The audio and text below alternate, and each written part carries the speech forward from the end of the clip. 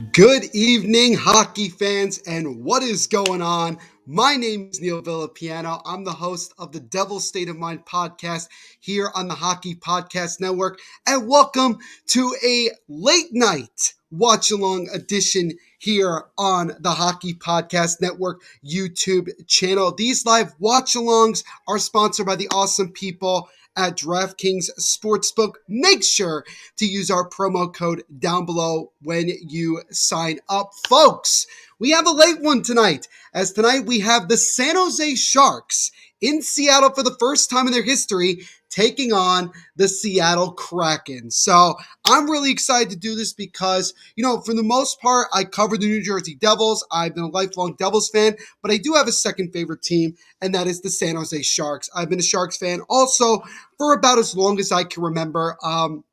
One of the reasons that I became a Sharks fan was mainly due to the fact that my father, Papa Villapiano, as he's known here, actually used to live out in San Jose for a little while. So that was kind of a cool thing. And because obviously they got a team in the NHL, it made a lot of sense. And I've had a lot of really cool memories when I was a senior in high school. My dad actually took me to Game 4 of the 2016 Stanley Cup Finals when the Sharks were in the finals against the Pittsburgh Penguins. So obviously I've been a Sharks fan my whole life. It's been very interesting. And this year has got to be one of the most interesting years for the San Jose Sharks, because if you look at it right now, 44 points, they're in a wild card spot right now. I don't think anybody probably expected that when the season began, and they're really rocking and rolling right now. They won 3 of their last 5. They've been playing pretty solid hockey, coming off a dominant victory against the LA Kings, in which Timo Meier scored 5 goals. That's right, 5 goals in that game on Monday to get the Sharks that victory. So they're looking for hopefully a similar result tonight as they make their first ever trip to the Climate Pledge Arena against the Seattle Kraken. These live watch-alongs, by the way, guys, are comment-driven. So if you have a comment, question, anything you want to discuss, make sure to leave it in the comment section here, and I will share it on the screen. We already have a crap load of comments, so let's get through some of them. What's going on, Jared? Great to see you as always, my friend. He says Sharks are winning, and he also has his Vegas Golden Knights beating the Canadiens. Of course, Jacob is in the chat. He said if the Caps win, I get $33 back. So there you go with that. Let's see if there's any other. He also, I think he wants the Kraken to win because I'll get $2 back. So there you go. Let's see. Don't Be Horrible is in the chat again. What's going on, man? Hope you're doing well. Great to see you. As always, I've been waiting almost 4 hours now. Very, very impressive. Love the dedication. Jacob saying I've been here for about 7 hours. Again, appreciate your guys' dedication and spending time with us here late for this one. Lamario Owens, who you can clearly see is a Buffalo Sabres fan. Good to see you, my friend. Hope you are doing well. Thank you so much for coming on and hanging out with us. We do appreciate it. By the way, guys, make sure to leave a like, subscribe, and punch that notification bell so you don't miss any new live watch-alongs that we do here on the Hockey Podcast Network. We are currently at 959 subscribers, so we are 41 subscribers away. 859 subscribers. So we are 41 subscribers away from 900. So let's push to get to 900 by the end of tonight. We are trying to get to 1,000, our first 1,000 subscribers by the end of 2022. 2022 has already been off to a great start. Lamario Owens saying Sabres lose again, this time to the Dallas Stars, have a final score of 5-4 after having the lead 3 times in that game. Definitely looked like it was somewhat of a back and forth game. I know Rasmus Dahlin had a pretty nice goal in the first period, but the Sabres obviously come up empty-handed at home, losing to the Dallas Stars. Good to see you, Jared, as always. Of course, Jacob wants to ask me, how do I feel about the Devils being embarrassed at home 4-1 to the Arizona Coyotes? Not good. And if you want to, you could go listen to the episode I just put out of the Devil's State of Mind podcast today that talks about my feelings about last night's loss to Arizona. So I'll just leave it at that. Jared Brown's got a score prediction. Guys, let me know what your score predictions are in the chat. Let me know. Jared Brown's got the Sharks winning 4-2. Jacob says, so far tonight, he's won $51 in bets. Hopefully you're using DraftKings and using our promo code THPN. Very, very good, Jacob. Don't Be Horrible saying Neil is mostly a good dude. Thank you so much, Horrible. Appreciate it, man. I like to consider myself a good dude all around, and I appreciate the comment right there. Andrew, what's going on, my friend? It's pretty late, obviously, living in the same type of area that I do. Say Real Deal Neil. I probably won't be able to be around for the entire stream, but I'll be dropping in on and off. No worries, Andrew. Good to see you as always, my friend. Make sure to leave a like while you're here. It helps out the channel tremendously. The man who makes all these live watch-alongs possible, Josh Deming in the chat. Good to see you, Josh. Again, as always, he's got also the Sharks winning 4-2. Andrew talked about last night's Devils game. Was a very sloppy game, horrendous. I think there's a reason why Josh I originally had myself scheduled to do that Devils game against the Coyotes, but I think Josh knew ahead of time that things were not going to go well, and so he scheduled me for a game tonight. I've been to the Bruins for a Sharks game. That's awesome, Jared. Absolutely awesome. I can't get DraftKings where I'm in Canada, so I bet on NHL 66. All right, fair enough, man. But Jacob, once you get the opportunity to, and everybody here, make sure you sign up with DraftKings and use our promo code down the bottom right corner, THPN. Don't be horrible asking me, how late is it where you are, Neil? Where I am on the East Coast here in the United States. So it is currently 10:02 p.m. Eastern time. So I'm going to be up pretty late for this one, but I'm excited because I haven't done a Sharks game this year, and being a fan of the team, tonight just seemed like a pretty good night to do it. The Sharks have been playing well. Excited that at least one of my teams has been playing well of late, and I'm looking forward to staying up late and watching my San Jose Sharks play. Andrew's going to go with the Sharks winning 3-2, so some pretty close predictions so far. We got 2 4-2 scores and 1 3-2 score. Cam Morrow, good to see you, Cam. Hope you are doing well, my friend. Saying Bruins Caps was good game. Yeah, I saw. It seemed like it was a pretty good game between two teams that definitely look like are going to be foes in the playoffs. Still concerned about the Capitals' goaltending situation. Would not be surprised if they were one of the teams that went after Marc-Andre Fleury when we get closer to the deadline. But Cam, make sure to leave a like and subscribe if you haven't already. It helps out the channel tremendously. How well you think the Sharks will do for the rest of the season? That's a good question, Jared. It's really tough to say because I honestly don't. I really have just been surprised with how well they played considering, what the expectations were at the beginning of the year and everything like that. But honestly, I look at it and I say to myself, I think the Sharks, if they keep playing this way, I think could very well make a run at getting into the playoffs. And they're in a good spot right now. Some teams behind them have really been struggling. Edmonton, really looking at you, my friend. But yeah, I mean, it's definitely been a good season so far for the teal and white, and I feel pretty confident that they can very well make the playoffs. I think these next 2 or 3 weeks, going into the end of January into February, will really kind of tell us exactly where the Sharks are going to be. I'm going to be watching this via the San Jose Sharks broadcast. So Randy Hahn and Drew Remenda are doing the call for the San Jose Sharks. I'm excited because I don't get a chance to watch these guys very often. Jacob saying, I thought y'all was doing the Vegas Golden Knights game.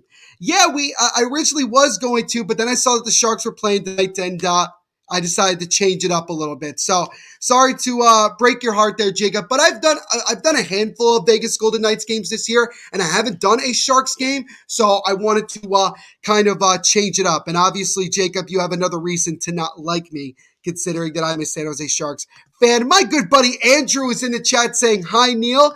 How are you doing? I'm doing great, Andrew. Great to see you as always, my friend. Hope you are doing well as well. It's obviously, is it late by you guys? Let me know what time it is, by you guys. Would definitely like to know. I know some of you guys are on the East Coast. I know some of you are not. It all depends on where you're from. Just let me know. Let me know what's going on with that. Jacob saying he's going to be watching the game on NHL 66. No worries, my friend. I'm sure you'll also be watching the Vegas Golden Knights game. Great to see you as always. Front Row Productions saying hello all. Sorry I can't stay. I need sleep. No worries, Front Row. Just great to see you as always. Make sure to leave a like while you're here, man. Does help out the channel tremendously. Jared's in Maine, so you're obviously dealing with the same time zone as I am. Front Row saying, but tomorrow is Friday and I'll be ready to party. Great to hear that, my friend. Not sure exactly what game we're doing tomorrow, but I'm sure we will be doing one 100%. Jacob saying it's 11:05 there, so obviously it's a little bit later for you, my friend, but great that you're hanging out, staying up late with us. Just till hand, what's going on, my friend? Great to see you. Hope you're doing well. It's 11 a.m. where he is because he is in Singapore. So you got some late morning, early afternoon hockey on, I guess for you, it's Friday. So obviously you're getting your Friday off to a great start, but good to see you. Hope you're doing well, my friend. Make sure to leave a like and subscribe if you haven't already. Helps out the channel. Andrew saying his day is been good. Great to hear, Andrew. He's also going to go with the Sharks winning 5-3. For me personally, I'm going to go with the Sharks winning 4-3 in overtime. I think that the Sharks are going to come out acting like, well, Seattle hasn't been that good. We should have a lot of success against them.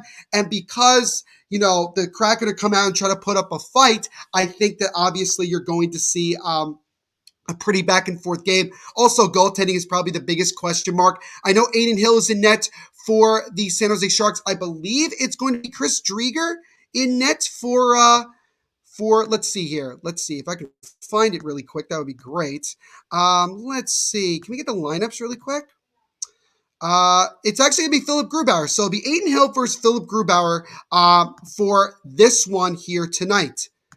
Jacob is a loyal THPN fan. He absolutely is. There's a lot of guys in here, including yourself, front row. A lot of guys. You, Andrew, Jared. So many different people come in here all the time and hang out with us, no matter what game is on, and we appreciate it 100%. Hey, guys, bad news. I have exams next week. F in the chat, ladies and gentlemen, for Jacob. Hope you kick ass with those exams, man. I know how tough they can be. When will you guys be doing a Bruins commentary? It's a good question. I certainly don't mind doing a Bruins game. I know Faggio, who maybe I get a chance to see him later on tonight. I did promise him I'd do a Winnipeg Jets game. So maybe those will be the two teams that I do a game next week. Maybe the Bruins and Winnipeg Jets, because I haven't done a game. Well, I did a Jets game when they played the Devils, but I haven't done a Bruins game. The City Life Project, a.k.a. Isha's in the chat. Good to see you, my friend. 7:06 p.m. here, baby. Let's go. Obviously, on the West Coast, you're going to be chilling, not having to worry about staying up too late. Subscribe and like everyone. Watchalongs every day of the week on the Hockey Podcast Network. Amen to that. Love the authentic fan poster. What jersey do you have on, Neil? Thank you so much, man. Yeah, the poster, actually, I think we got that. My dad and I got that when we went to San Jose in 2016 during the Stanley Cup Finals. This jersey I've had since I think about 2015. This wasn't a jersey that the NHL teams wore. It was something of a fan thing that was made by the NHL. It's actually a Joe Pavelski jersey, so I do still miss the captain very, very much. I definitely got to update and get a new Sharks jersey, and I will take what you guys think who I should get. With that, I freaking hate exams 100%. Jacob saying, so I can't stay up late on Monday. No worries, man. But we are underway at the Climate Pledge Arena here in our matchup between the San Jose Sharks and the Seattle Kraken. So again, it's a battle of Pacific Division foes here. Both teams, each team is going in a different direction with this. Seattle looking much more like a typical expansion team, while San Jose has been probably one of the bigger surprises. A wraparound try by San Jose just goes wide of net. So the Sharks immediately putting pressure on Philip Grubauer right away here is now an opportunity number 4 and a pass in front, and they score! It's Tomas Hertl! And just like that, 38 seconds into the hockey game, the Sharks strike first. It's 1-0. So the Sharks came right off the bat, coming in with pressure on Philip Grubauer, interception in front of the net. Good job on the forecheck by number 94 of San Jose. Drops it off to Tomas Hertl, and he just lightly taps it in to the net, and the Sharks strike first. So Tomas Hertl, who definitely hasn't been a subject of trade rumors and maybe still could be moved depending on where the Sharks are, he gets himself another goal, and that is a big start for the San Jose Sharks right away, not even a minute in, grabbing the 1-0 lead. My wonderful mother in the chat, I can't see your San Jose fan poster. Take it down and show us all what it looks like. Yeah, that's fair. Probably in the next stoppage in play, I'll take it down because I'm a little bit busy. Isha saying Captain America. Yes, Joe Pavelski will always be Captain America. He will always be one of my all-time favorite Sharks. It really does suck that they unfortunately could not keep him, but because they gave so much money to Erik Karlsson, that's kind of the situation that we're in. But who knows? Maybe if the Sharks, really get rolling, and maybe if the Dallas Stars want to move on from some pieces, depending on where they are, maybe the Sharks call as an opportunity again for San Jose, and that one is stopped by Philip Grubauer. So the Sharks have come out flying here in the first couple of minutes as they're already looking to try to get themselves a second goal. Jared Brad saying, I'm wearing a Thornton jersey. Great to hear. Jumbo Joe. Definitely would like to see him go win a cup. Would have preferred to be in San Jose. But if he does end up winning a cup with the Florida Panthers, he definitely deserves it. San Jose scores already. Yeah, man. 38 seconds in, San Jose gets themselves the 1-0 lead on a goal by, as Isa just put it, holy fuck, Hurdle is on a heater. Dude, he has been rocking and rolling. He's one of two Sharks players with 20 or more goals so far this year. The Sharks are the only team in the NHL to have two 20-goal scorers already this year. You have Tomas Hurdle and you have Timo Meier, who's coming off a 5-goal game in the previous game for the Sharks against the Los Angeles Kings. Hurdle's goal was assisted by Alexander Barbanov, and Hurdle's goal was his 21st of the freaking season. Let's see what else is going on here. I'm watching Hotel. All right, fair enough, Andrew, fair enough. I have my Legoat jersey on. Okay, great. Hey, Jacob, why don't you explain to me why Russell Westbrook was benched last night? I mean, I'd love to know. By the way, Aiden Hill, 3-1-1 in his last 5 starts, so he has definitely been playing well of late. Don't be horrible. Did you hear about that hockey YouTuber that faked his death for subs? No, I didn't hear actually about that.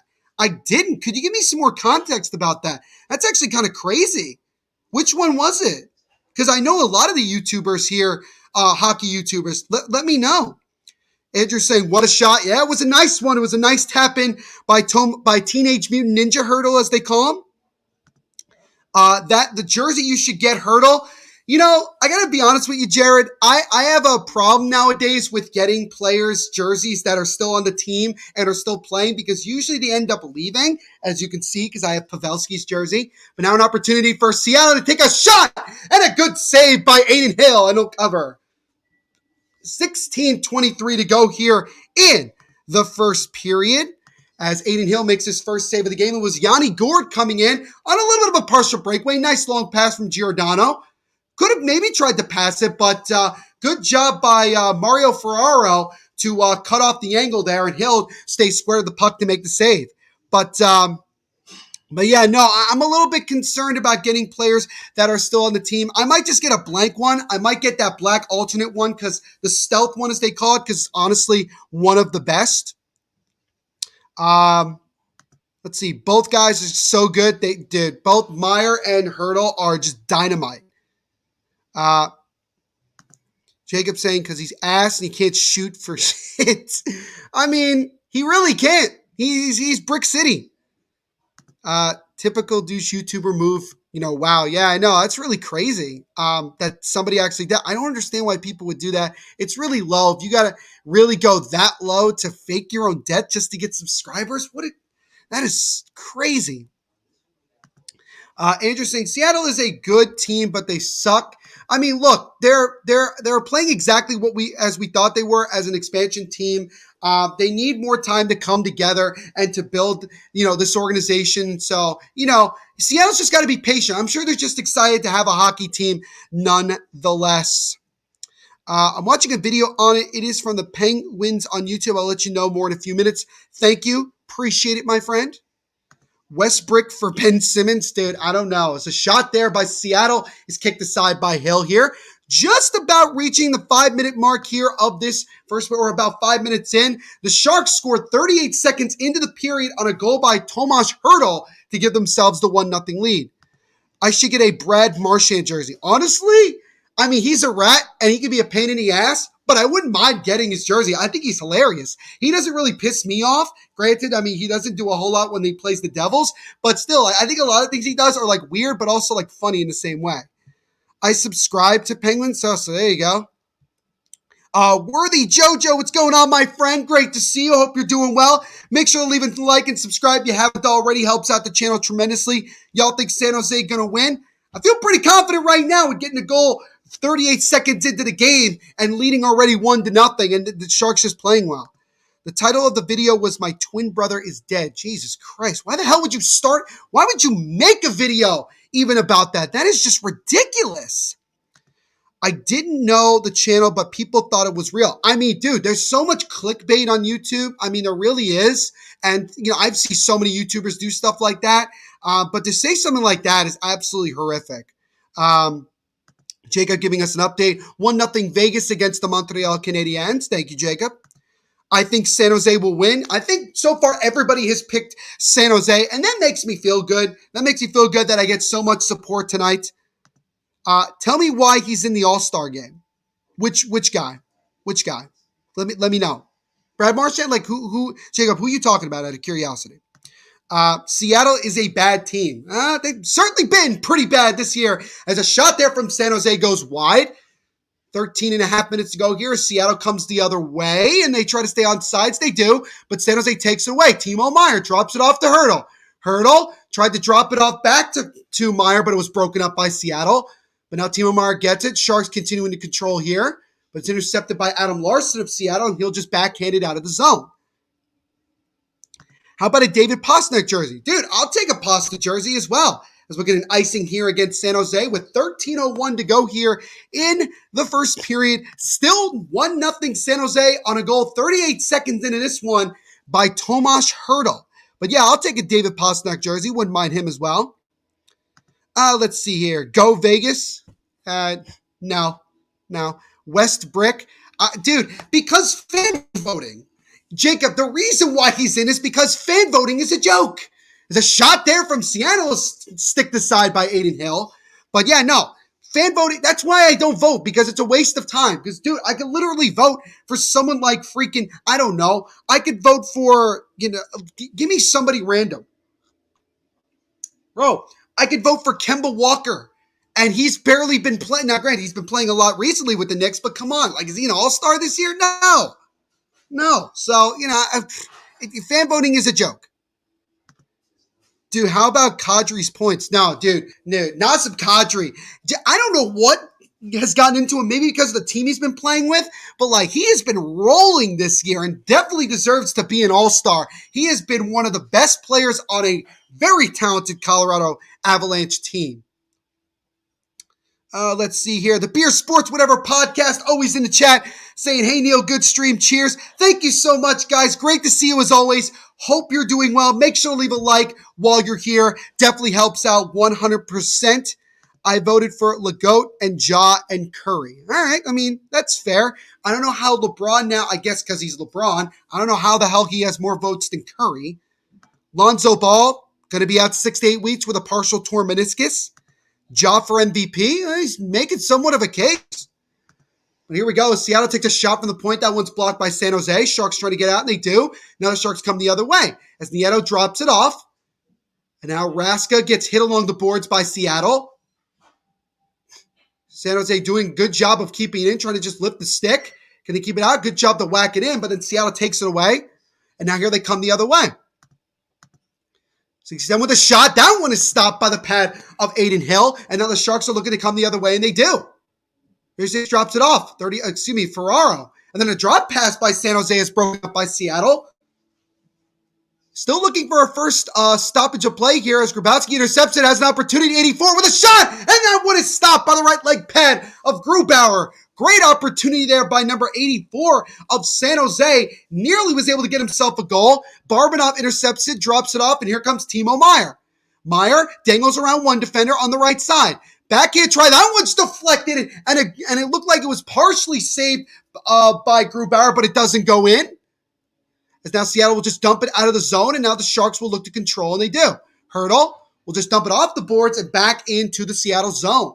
As we're just a few seconds away from reaching the halfway point of this period, and we've still yet to have our first commercial break. And we need to do that because we got to get our promotions in for DraftKings. Now Seattle tries to throw it in front of the net, goes wide. San Jose just trying to intercept it, and eventually they do. Pass up in the air, and now Matt Nieto's pushed along the side, trying to get some support there. Nick Bonino has it. Gets pinned on the boards by a Seattle player. He gets hit hard. No penalty called there. As now we've definitely reached more than half. We've now been through more than half of this period here. Kraken 1-8-1 in their last 10 games, outscored 39-21. So they have really struggled of late, and hopefully the Sharks can keep that up and try to get some opportunities. Cogliano drops it off. Dahlin, I believe that's Dahlin. So now we're going to see here an opportunity intercepted, and good job there by Brent Burns to just keep it in, but then Seattle controls it. Jared Brad, how about a Mark Stone jersey? I would consider it. Even though he's on Vegas. I mean, I like Mark Stone. I think he's a very good player. Definitely deserves to be a captain, and I think he's shown it. As we'll get another icing here with 9:06 to go in the first, still 1-0 San Jose. So we've still yet to have our first full TV timeout.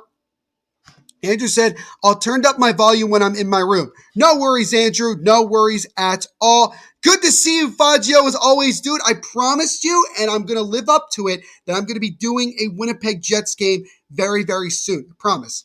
When I saw it was a Sharks-Seattle game, I was like, I don't know anyone that does Sharks or Kraken games. Then I realized only Neil does random games. I trusted my gut, and now my feeling was right. Yeah, no, I told you guys before, my goal is to do at least one game of every team in the NHL this year for Watchalongs. I also love doing random games like this one, staying up very late in my time zone to do these games. But I also am a fan of the San Jose Sharks, so this just kind of just makes it easier. But great to see you, Faggio, as always. Oh, Worthy Jojo saying, San Jose, let's get this done. Hell yeah, man. Love to see it. Sharks off to a good start here. 8:30 to go in the first period. Still 1-0, as the only goal so far is by Tomas Hertl of San Jose, as Vlasic, a.k.a. Pickles, trying to make a play, and now Seattle comes back the other way. 16 with the puck now. Tried to make a pass. Now one's broken up by San Jose. Mark Stone, it's Daddy Mark Stone. Excuse me. Do I have to get the jersey? Does it have to say Daddy on the back? Jacob, does it have to say that? Jared saying he's a huge fan of the Sharks. I mean, it's interesting because you also have a Vegas Golden Knights logo, and the Knights and San Jose Sharks are rivals. But hey, man, whatever fan you want to be a fan of is cool by me. And also, I'm a big proponent of you being a fan of more than one team. If you want to have an Eastern Conference and Western Conference, don't have an issue with that at all. As now a nice pass over to Barmanov. Nice pass in front of the great diving save by Grubauer, and he covers. Holy smokes. What a diving leg pad save there by Grubauer on Erik Karlsson, as Karlsson was looking to get a wide open tap, and he had a lot of room there. But Grubauer shuts the door. And finally, we get our first stoppage of play with 7:36 to go in the first. The Sharks have the 1-0 lead 38 seconds in on a goal by Tomas Hertl. And we will step aside for our first break of the night as we get a word from our sponsors.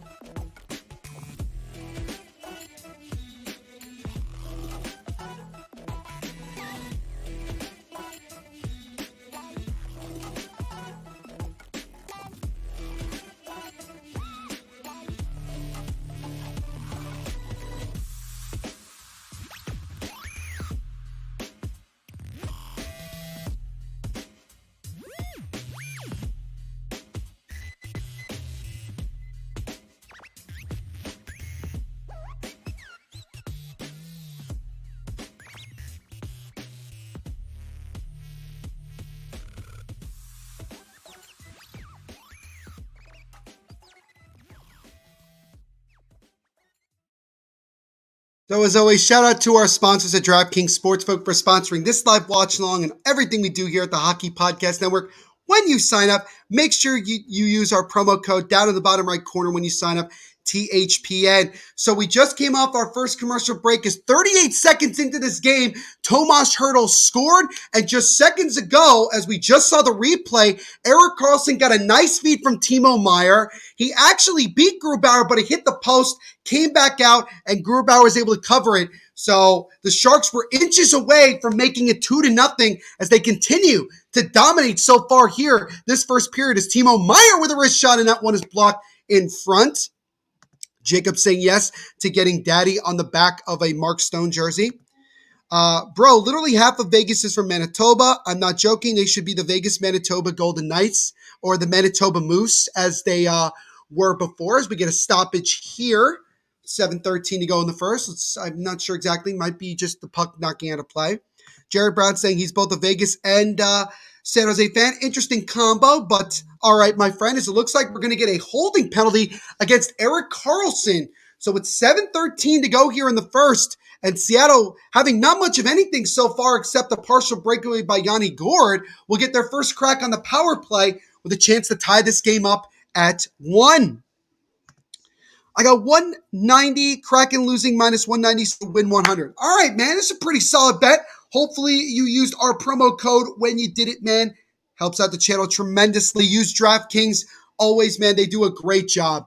San Jose's penalty kill rank is 8th in the NHL at 83%.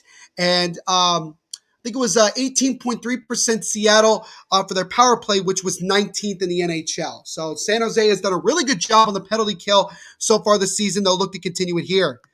Faggio said, man, oh man, Neil loves his breaks more than anyone else here. Well, of course, man. Of course, we gotta promote DraftKings. We gotta do a little bit of monetization here, Faggio. I'm sure you understand. I'm sure you can understand.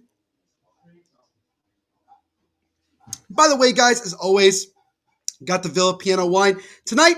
I'm going with the white. Just need a little bit lighter, a little bit more relaxing. Obviously, I do need to sleep tonight, and I'm sure, and this will definitely help me fall asleep tonight. Faggio saying, was your uncle a Pro Bowler? He was. Faggio. Yes, my uncle is Phil Villapiano, who played, 13, 14 years in the National Football League for the Oakland Raiders and Buffalo Bills. I think he was a 3 or 4-time Pro Bowler. But yeah, he was a Pro Bowler, and he still, for the most part, resides not too far from me, actually. I talk to him from time to time. Obviously, we're both pretty devastated from the, from what's it called? I guess from the Raiders game this past weekend. But hey, what are you going to do? It's football, man. Sometimes that happens. As now Yanni Gourde with the puck right now for Seattle. That one's broken up. San Jose just trying to get it out, but Seattle regains the puck with 20 seconds to go in the power play. And then the Sharks fire it back down to Grubauer, and Seattle will have to reset here. 5:26, 5:25 to go here in the first period. Still 1-0 San Jose. 8 seconds to go on the power play for Seattle, as the Sharks will clear it down again, and that will do it for the power play for Seattle. So not much really going there for Seattle, and they're still trailing here by a goal. As now Jonas Donskoy, the former Shark, going around the net here, trying to hold on to the puck. Top of the point to Vince Dunn. He takes a shot that goes completely wide of the net. I use Bovada, but I'll make it count for you on DraftKings. Thank you so much, JoJo. Really appreciate it, man. And when you use that, and when you sign up, make sure you use our promo code THPN, as the puck will deflect out of play, and we'll get another stoppage of play here with 4:50 to go in the first period. Still 1-0 San Jose. Dopey Herbal saying, you drink too much, Neil. You should watch yourself more.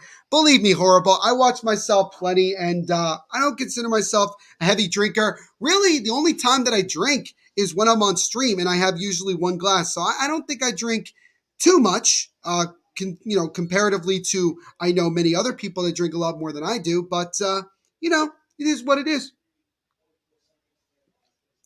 Oh, dude. One of my favorite one of my favorite handles that I've seen here, and I know this person's been on here before, the Lion of Tribe of Judah. Panthers are beating the Oilers. Thank you for that update, man. Great to see you as always. Hope you're doing well. Make sure, by the way, while you're here, to leave a like and subscribe if you haven't already. Helps out the channel tremendously. So we have a commercial break here, but I'm not gonna I'm not going to get a word from our sponsors for this one. So, Faggio, you don't have to worry about that. You do not have to worry about that. But really like the way that San Jose came out. Obviously, 38 seconds in, Sharks score. Sharks just a couple minutes ago were inches away from making it 2-0. And you got to feel good if you're the Sharks, because you feel like since this game started, the Sharks come out with a mission. They want to be aggressive. They want to dictate the pace. And Seattle's really struggled to keep up. Faggio saying, I mean, of the top of my head, of course, there's Stone, also Kolesar, Nolan Patrick from your Winnipeg City, and I think Zach Whitecloud. Wow. So there really is a lot of Manitoba natives. That's pretty impressive, Faggio. Points at 5v5 this season. Timo Meier currently leads the NHL in that category with 36. 2 more than Alexander Ovechkin. 3 more than Kirill Kaprizov. Let's see, 7 more than Nazem Kadri, and also 7 more than Jonathan Huberdeau.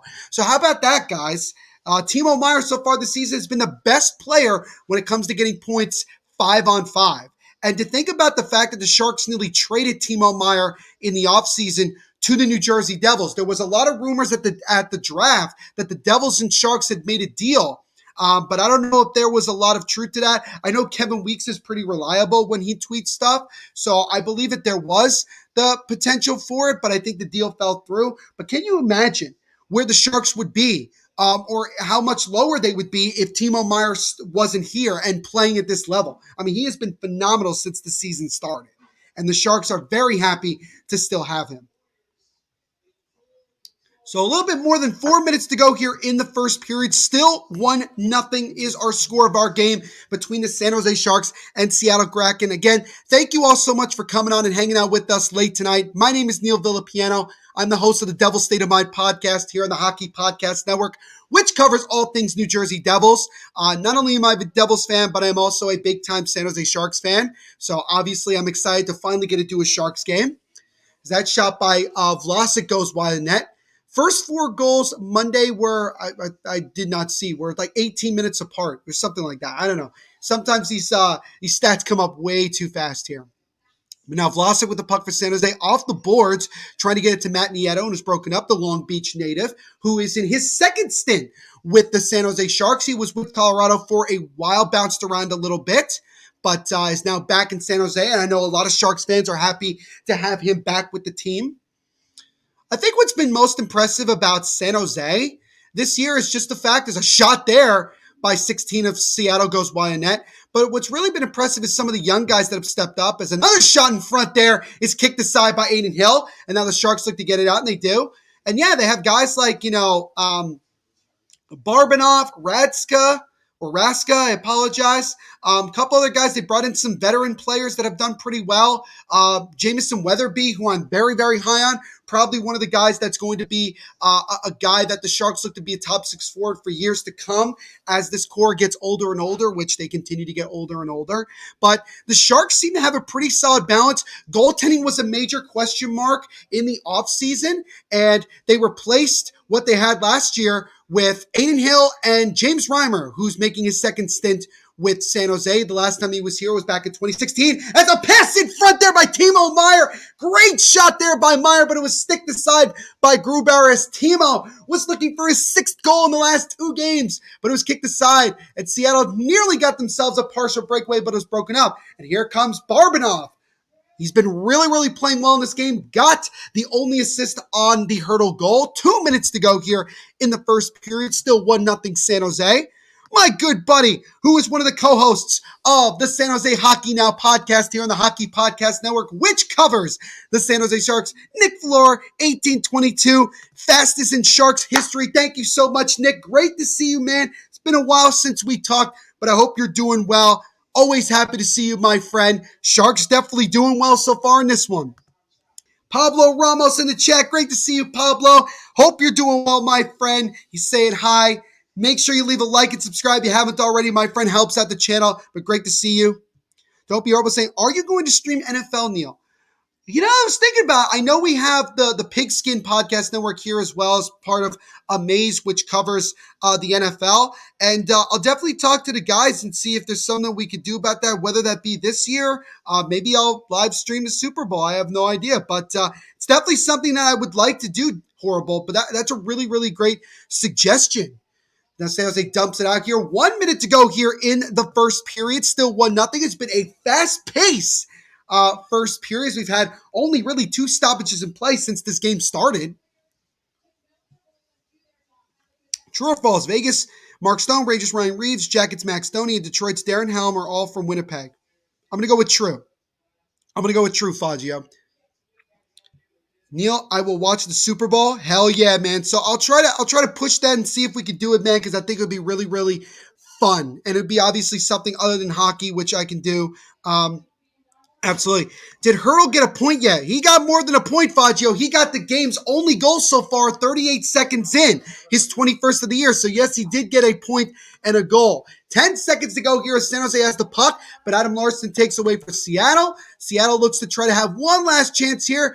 John Johansson drops it off for Adam Larson. He loses it on the corner, and that will do it for the first period of action here as the Sharks, led by Tomas Hertl, score 38 seconds into this period, and as a result, they have the 1-0 lead after the first 20 minutes of play. So we have a very fast-paced first period that just came to an end. Sharks, with the fast pace, use it to their strength, get themselves the early lead, and that's where we stand after 1 period of play. As we will step aside for just a little bit here before we go to our intermission report, as we'll get another word from our sponsors.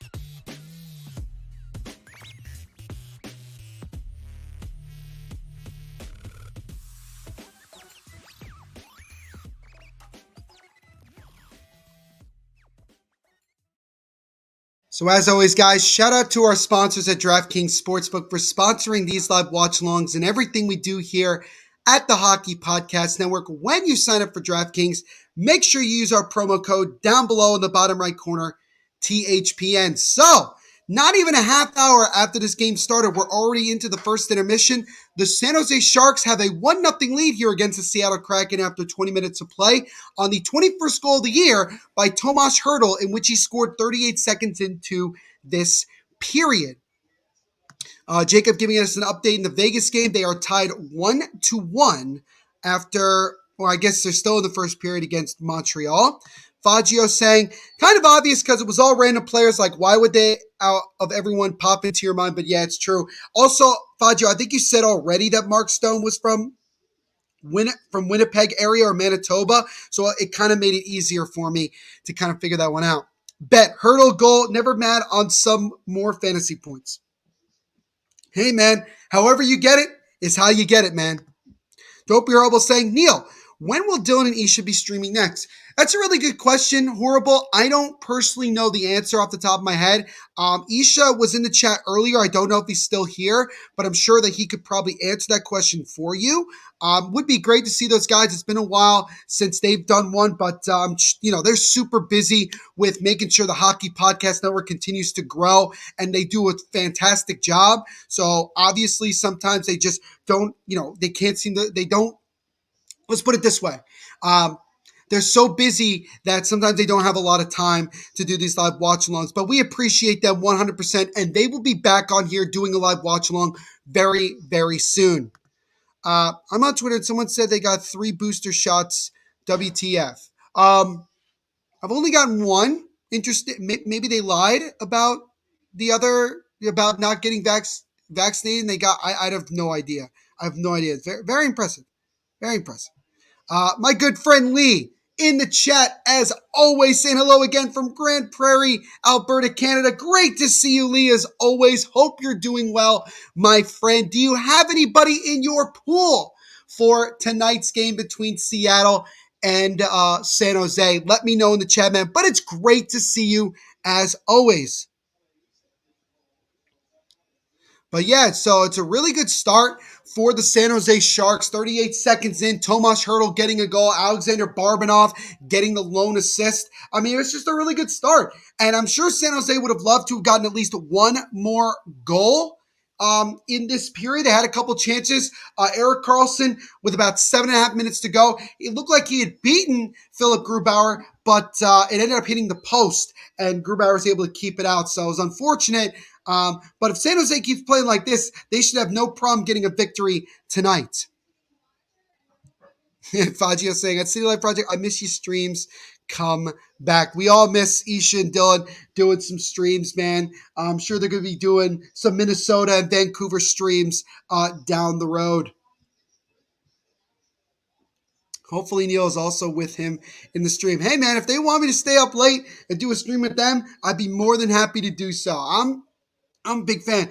By the way, guys, I wanted to send a special shout out to my good buddies at the Caps Chirp podcast, Hockey Troll and Polly Cupcakes, who last night did a live watch along of the Winnipeg Jets. What was it? Last night or 2 nights ago? It was one of the 2 nights. They did a live watch on the Winnipeg Jets Washington Capitals game. It was a massive hit. They had nearly 1,000 viewers, which is absolutely phenomenal. And they even had former Washington Capital Carl Alsner on the stream. And if you haven't seen that live watch along, go back and watch the replay here on the Hockey Podcast Network YouTube channel. You just get to see, we allow you guys to watch the replays after the streams are done.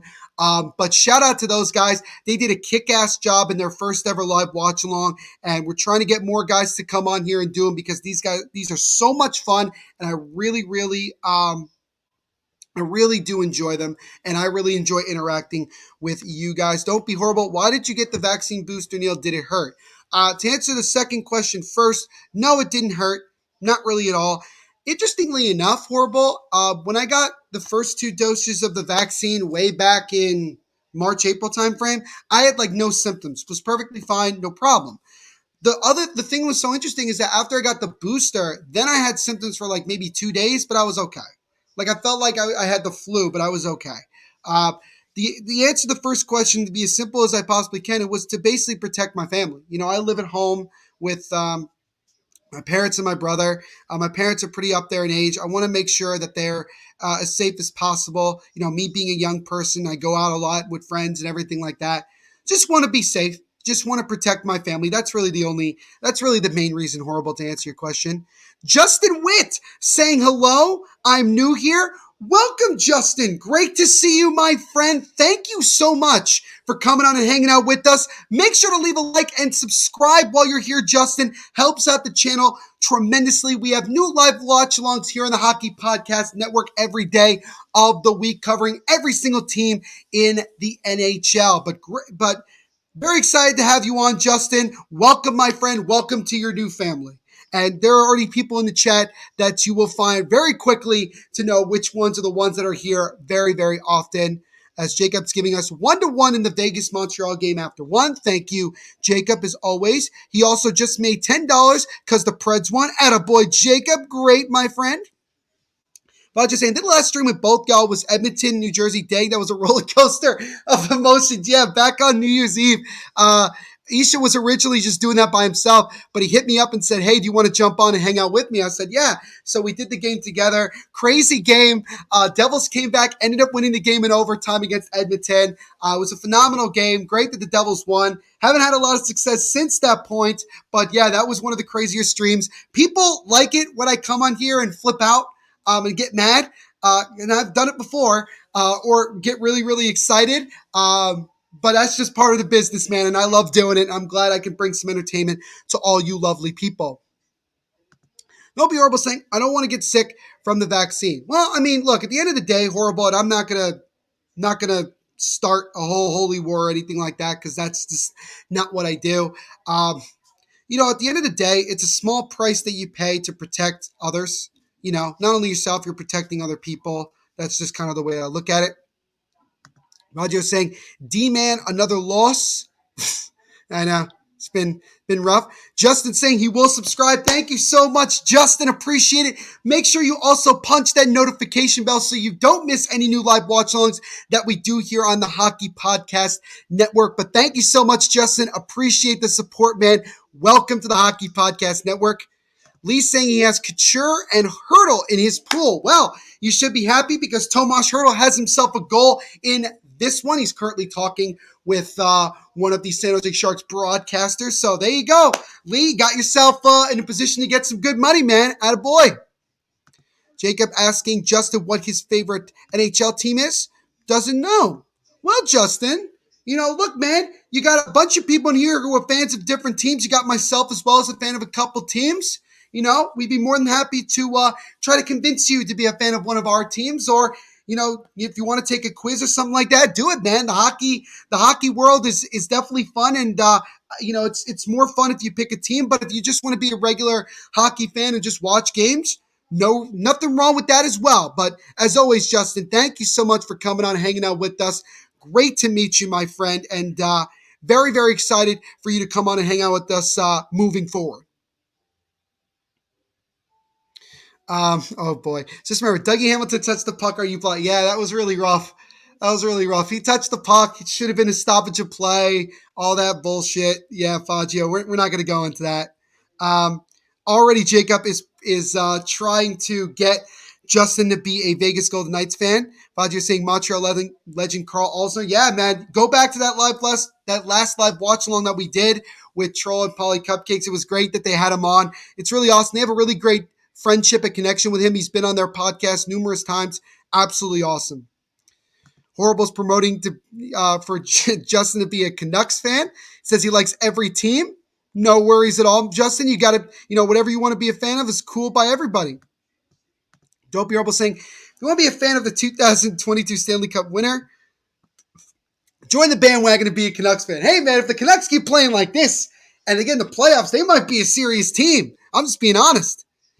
BAVGK fan, we are very loyal no matter what. Can someone other than myself call Jacob out for his BS there? Because that last part is not true. It's not true at all.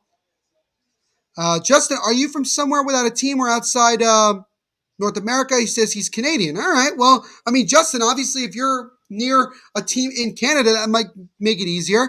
The only thing he doesn't like is Brad Marchand. I can kind of understand that. Not a lot of people like Brad Marchand. Makes a lot of sense. Fagio continuing to ask the hard-hitting questions. And see, Justin, this is what you get. You get a bunch of new friends that want to get to know you, want to help you get acquainted here and hang out with us, man. This is why I love the chat here, and I love talking to every single one of you guys all the time. Justin's actually from British Columbia. Well, that should make it a little bit easier for Don't Be Horrible because, hey, man, you could be a Canucks fan. And Isha, if you're in here, man, try to help out Justin here. He's from British Columbia. Justin, by any chance, are you a fan of the BC Lions in the Canadian Football League? Just kind of curious to know.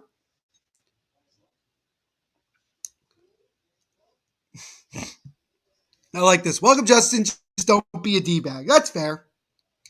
I have a hockey card app. That's very cool, Justin. Very, very cool indeed.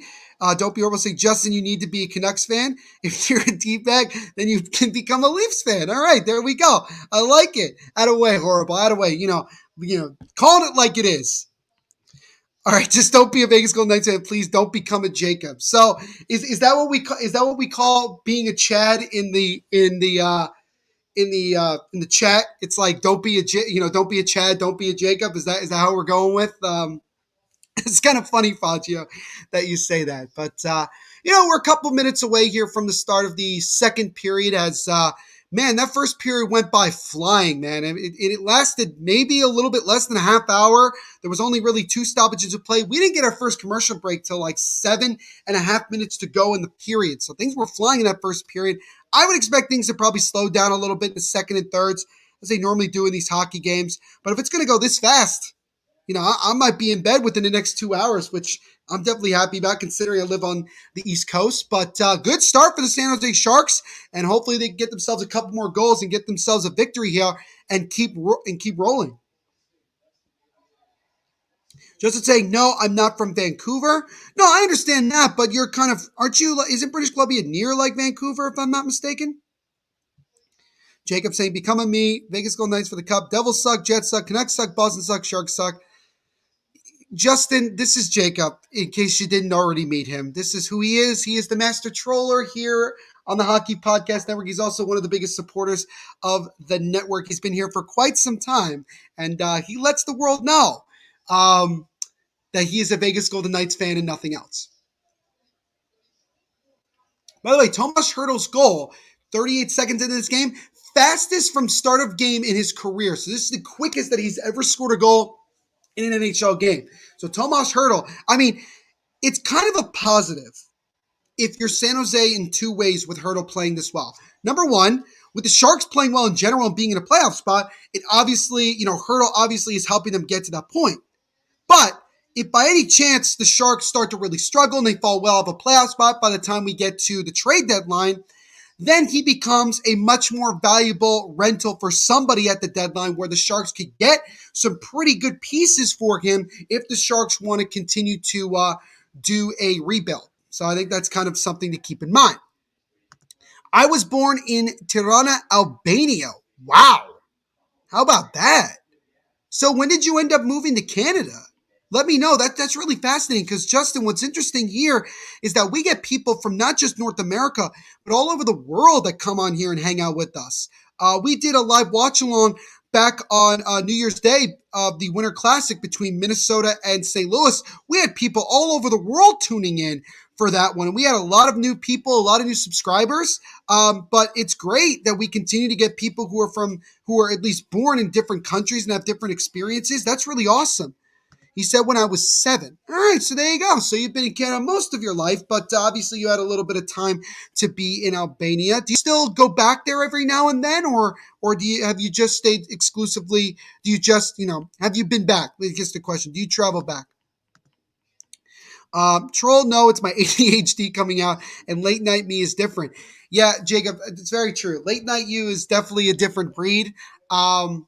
Have you had any energy drinks tonight? I know Andrew hasn't asked you yet if you've done that, but have you had any energy drinks tonight? Let me know, my friend. Justin saying, yeah, he does go back to me. That's awesome, man. That's awesome. I've personally never been outside of the country before in my life. I've lived in the United States my whole life. Would certainly love to be able to travel to the world and travel to as many places as possible, hopefully as I get older. And Albania sounds like someplace that I would definitely like to check out in the future. So we got another new person in here. Zach Lowell, or Zach, saying, hi, what's going on, Zach? Hope you're doing well, my friend. I can see you're a Boston Bruins fan. Was that Taylor Hall? Former Devil Taylor Hall as your profile picture. But great to see you, my friend. Hope you are doing well.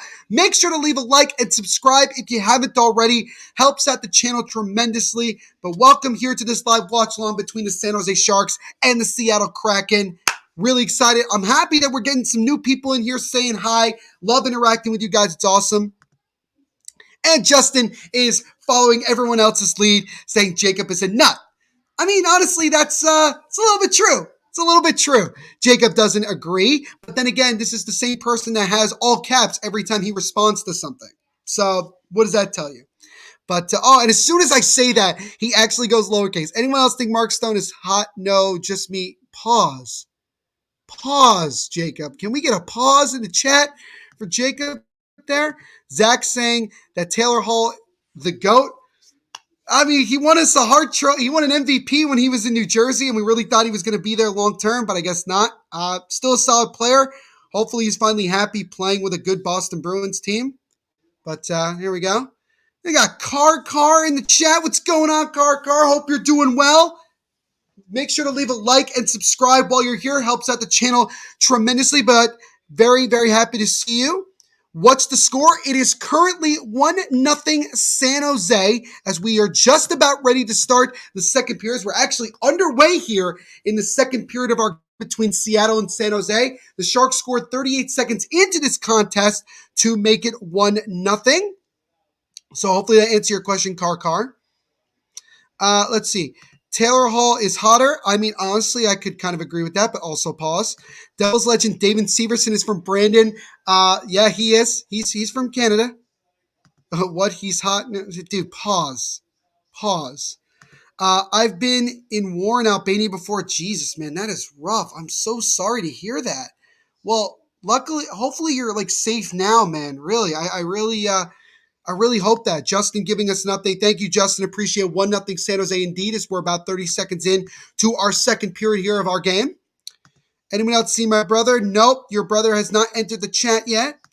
Zach, we just got another new subscriber saying I just subbed. Thank you so much, Zach. Appreciate it, man. Make sure to also leave a like while you're here. He says, but I got to hit the sheets. No worries, Zach. Thank you so much for just coming on, saying hi, liking, subscribing, doing all that. Really do appreciate it. As a shot there by Seattle goes wide of the net as the Kraken look to try to score right away here. Not even a minute in, but the shot goes wide. But thank you so much, Zach. Appreciate it. Car giving the okay. But Car, make sure to leave a like and subscribe as well if you haven't already. Would really appreciate it. Justin saying he survived. Great to hear that, Justin. Absolutely great to hear that. Let's get some claps in the chat for Justin, man. He's a survivor. He gonna keep grinding. Love it. No, Fagio, don't ask him who his brother is, because his brother came in here one time and was just as crazy as he is. Don't ask him what his brother is. But anyway, here back on the ranch. We're about 90 seconds in as Brent Burns takes a shot. That one is sticked aside by Grubauer. Now Nick Foligno with the puck and is taken away by Seattle. And the connection's a little bit fuzzy here, but hopefully it gets fixed out as the game progresses. But the Sharks obviously looking to try to get another goal here. There's a wrist shot there by somebody on San Jose, number 73. I believe that was Dahlin. Took that shot. It was sticked aside by Grubauer. Again, the Sharks looking to try to score early in this period here. Try to continue to grab onto there. Jonathan Marchessault is also very, very, very hot. Okay. Good to know, Jacob. Glad to know. NHL's got a lot of good looking hockey players, man. Got a lot of good hockey players. It's a pass in front. There was Sharks player, and that one is stopped by Grubauer. So another great pass in front of the slot. A backhand try there by somebody on the Sharks, but Grubauer made the save. But again, San Jose just inches away from getting themselves that second goal. Devils are, oh no. Here we go. Hello, my cute Vegas Golden Knights fans. What's going on? Devils are overrated, which again doesn't make any sense because the Devils have never been, rated in general. They're just rated, man. But great to see you as always. Make sure to leave a like and subscribe if you haven't already, man. Helps out the channel, but good to see you as always here as we're about 3 minutes into the second period of our game between the Sharks and the Seattle Kraken. In Albania, we're called Blood City. That is not the greatest name to have, man. But I have heard of some of the unfortunate things that have happened in that country. But again, Justin, I'm just glad that you're okay, you're safe, and you're hanging out with us. And look, man, you got a great support group around you here in this chat. We might all be a little bit nuts, as it's been proven several times since you've gotten here, Justin. But at the end of the day, we're all just hockey fans, just trying to hang out, have a good time, and enjoy these games. And we appreciate you, Justin, 100%. Let's get a face-off here. 16:25 to go here in the second period. Still 1-0 San Jose.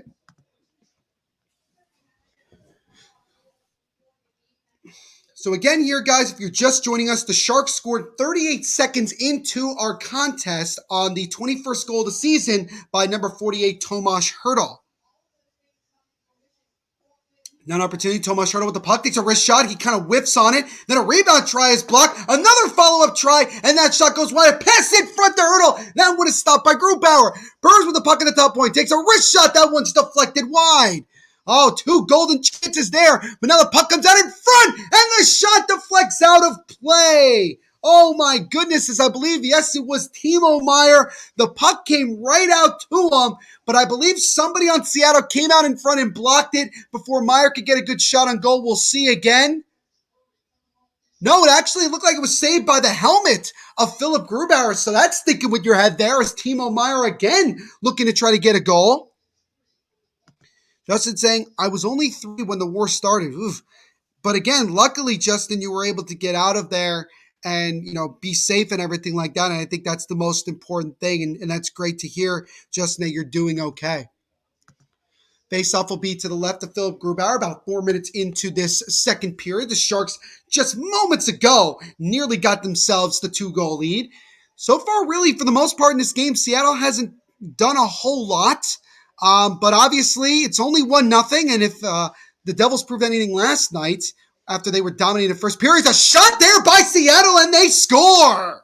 So just as I said that, the Kraken, a few minutes into this one, it looks like it's Susie, number 28 for the Seattle Kraken. He scores, and the Kraken have tied the game up at 1 here.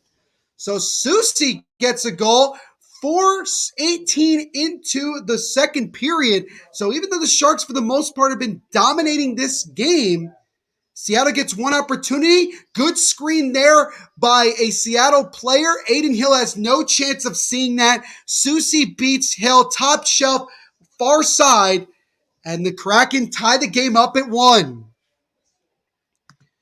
Justin says, I have to go back next week. Well, all I hope for, Justin, is that you go there and you're safe and everything's okay, man. We wish you nothing but the best. And you're always welcome to hang out with us here on the Hockey Podcast Network Live Watchalongs. We really have a lot of great guys that do these streams. And we have really some awesome people that hang out with us as well in the chat. So we wish you nothing but the best, man. 100%.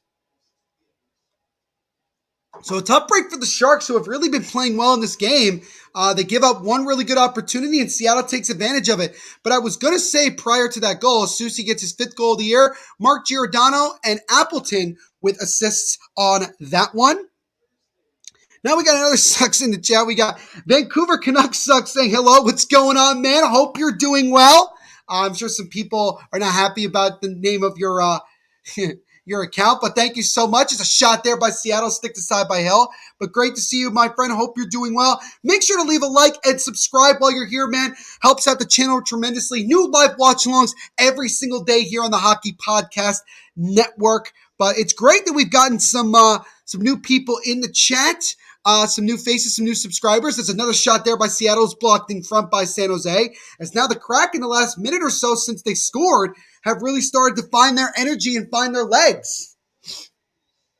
And I was going to say here, as Seattle will play the puck behind their own net, the Devils were dominating the first period against Arizona last night, and then Arizona ended up winning the game 4-1. Because they just took advantage of the opportunity. So that's what it is. Aaron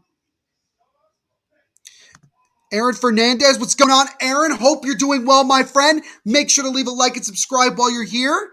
Good to see you. Hope you're doing well. Thank you as always for coming on and saying hi.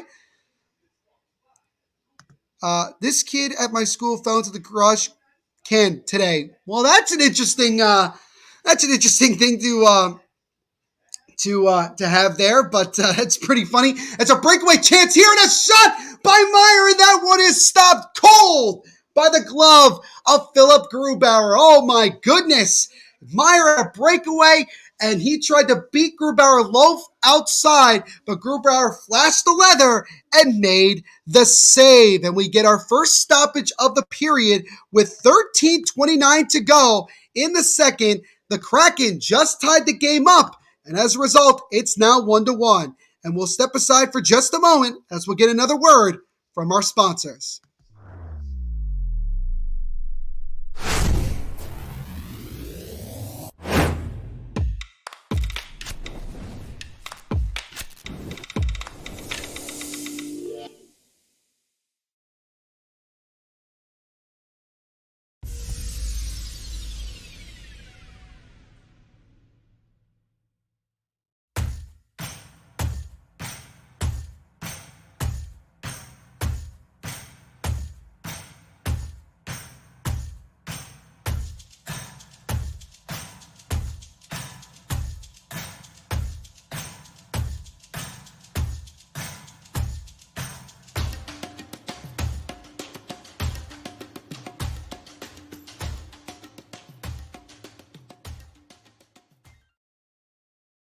So as always, shout out to our sponsors at DraftKings Sportsbook for sponsoring these live watch-alongs and everything we do here at the Hockey Podcast Network. When you sign up for DraftKings, make sure to use our promo code in the bottom right corner when you sign up, THPN. So just a few moments ago, the Seattle Kraken scored on a goal by Susi to tie the game up at 1 here.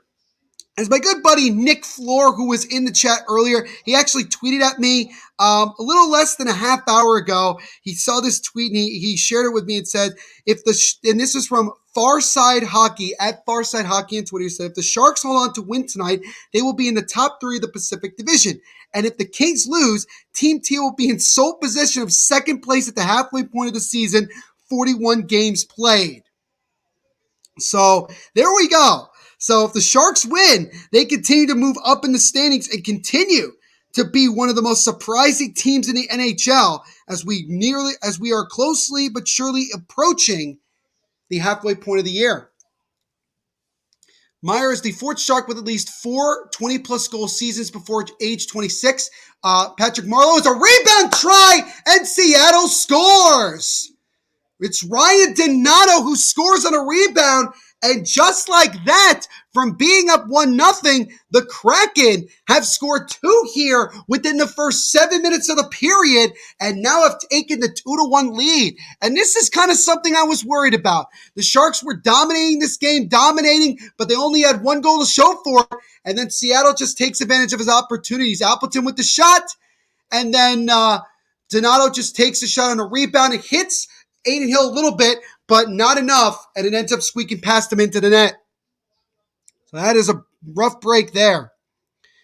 Justin saying Grubauer, the former Windsor Spitfire. So there's a little bit of trivia there. So we'll see. So are we getting a challenge here? What's going on here? Okay, so the Sharks are actually challenging this goal for offside. So we'll see if there's actually offsides here. And if it is offsides, then obviously the challenge will be successful and the game will still be 1-1. But if it's unsuccessful, then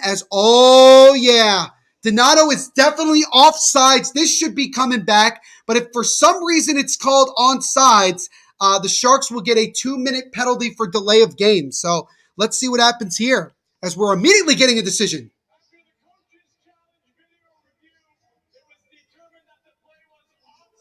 So it took less than 30 seconds, and the refs called it offside. So that goal does not count, and the game remains tied at 1. Jacob saying, yes, win me some money. Seattle 2-1. Well, now it's back to 1-1. So Jacob, right now, your money's still a little bit unsure. Justin saying no goal. Yes, it was indeed. Good job there by Bob Butner to challenge that. Donato was completely offsides on the play. No other way to say it. And so as a result, that goal does not count, and the game remains tied at 1-1. So the Sharks get a break here, but they got to wake up, because the Seattle Kraken have been really the better team for the most part of this second period. Gotta get that momentum back and get back to being aggressive like you were in the first. Don't worry, anybody who hadn't seen before, I still have the Villa Piano wine, as I always do for these live streams. I have a cup of decaf coffee, a glass of water, and a cup of wine. So I got it all tonight. Pablo Ramos not happy. He says, come on, man. Hey, man, look, at the end of the day, he was offsides. That's really what the deal is. And Jacob just being weird as usual. Do Seattle fans know what offsides means? I'm pretty sure they do. I'm pretty sure they know hockey pretty well over there. You know, they did have the Seattle Thunderbirds for a long time as a junior team, Jacob. So there you go. I had hockey against Halifax today. Justin, let me know how it went. Do you play? And if you play, what position? You know, give me some more information, Justin. Would love to know. So we're about 8 minutes into this second period. Seattle scored a few minutes ago to tie the game up at 1, and then they looked like they had taken the 2-1 lead, but after a successful offsides challenge by San Jose, the goal was taken off, and so we are still tied here 1-1.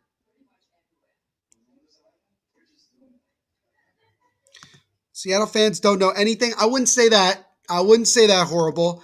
Just for some reason, this made me laugh. I'm sorry. Seattle fans are like, you're dumb. I don't know. I guess you're talking about Jacob. I have no idea what you're talking about. It's a shot there by Seattle, and this time they actually score, and it looks like it's Susie again. So this one, I'm pretty sure, is going to count. And with 11:35 to go in the second period, the Kraken this time will officially grab the lead. It's now 2-1 on Susie's second goal of the night. As he gets the puck, takes a shot through the legs of Adin Hill and in, and Seattle officially will get their first lead of the night. Jacob says, yes, right wing and defense. Justin said that. That's awesome, Justin. That's awesome. How's your season been going? How have you been doing? How's the team been, man? That's great. Worthy Jojo saying they took the goal away. Well, now Seattle officially gets themselves that second goal. Jacob saying, did my hometown team smoke you? I guess he's talking to Justin. Pablo saying, I know more than you. I don't know who you're talking to, Pablo, but okay.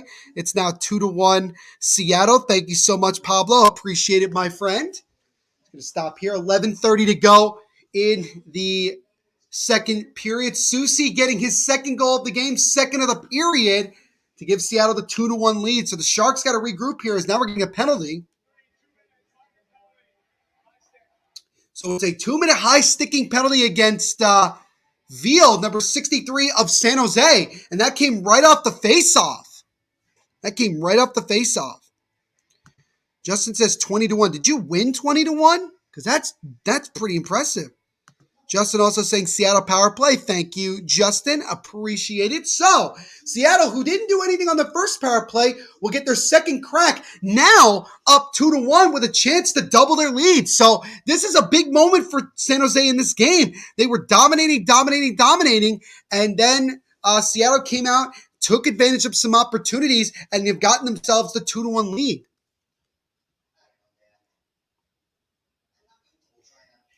Now Seattle comes into the zone looking to just try to set up. Brent Burns gets over there for San Jose. Tried to get it out of the zone. He could not. Jordan Eberle intercepts it. Tried to drop it off, but it was intercepted by San Jose, and now here they come the other way. And it's Logan Couture, the captain, flips it up in the air, and a good catch there by Philip Grubauer. And the ref's actually going to decide to call a face-off, even though Grubauer actually played the puck. And Grubauer does not like that. He thought the play should have continued, but the ref decided to call it, so we'll get a face-off in the Seattle zone. Oh, wow. No, Justin's saying his team's record is 20-1. That is damn impressive, Justin. Good on you guys. It's great to see you guys doing so well. How have you been personally doing? Like, what's your stat line? Let me know what your stat line is. You racking up the fantasy numbers this year, my friend?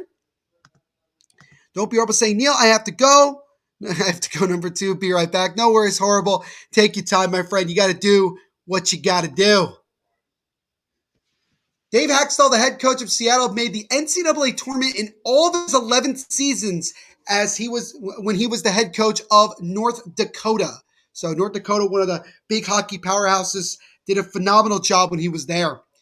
As San Jose takes it away, shorthanded, as Tomas Hertl will dump it in with about a minute to go on the power play, 10:30 to go in the second period. Seattle, on 2 goals by Susie, have themselves the 2-1 lead.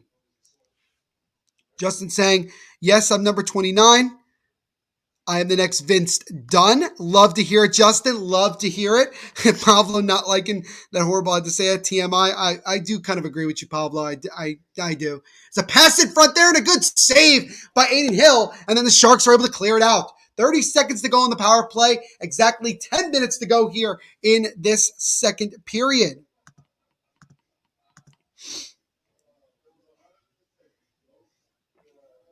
So Seattle looking for probably one last chance here as Marcus Johansson comes in, gets knocked down. Doesn't look like to be a penalty, but now Seattle gets it top of the point. Giordano with a shot. That would have stopped by Adin Hill. The follow-up try is blocked aside. And it looks like we're getting a penalty here against somebody, and it looks like it's going to be against the Sharks.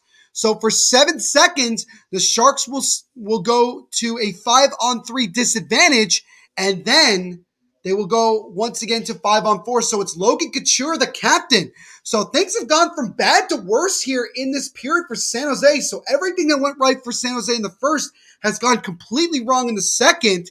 And now, they did actually call a penalty on that situation where Marcus Johansson was knocked down. But San Jose's got 7 seconds here to kill. They 5-on-3, and then they'll skate 5-on-4 again after that. Don't be over saying, Neil, Jacob is a good guy. He is a good guy, but he has a horrible team. I could somewhat agree with that. As the power play to penalty to Veal is up. So now 0-for-2 is Seattle. So the Sharks now have to kill off the Logan Couture penalty as they start by firing the puck back into Seattle's zone. Vegas is a horrible team to be a fan of. Jacob says, I know. So there you go. Vegas is like Seattle. No one cares about them. Vegas and Seattle are the kid that the parents. Wow, that is a damning statement right there. That's a damning statement. Horrible. Do you think that eventually when Seattle becomes good, like really good, that they and the Canucks will have like a big rivalry? Like they'll become like major rivals? Because I was talking about that with Isha, that I think there's a possibility there. Now Seattle trying to control the puck. Tomas Hertl tried to get out for San Jose. He could not. Make a pass out in front. Aiden Hill had to make the save. He'll dive over, loses the puck. Giordano gets a one-time shot by number 16, and he broke his stick. Oh, Seattle had a great chance there. And now San Jose is able to fire it back down to center ice. Jacob does not like what Horrible has been saying.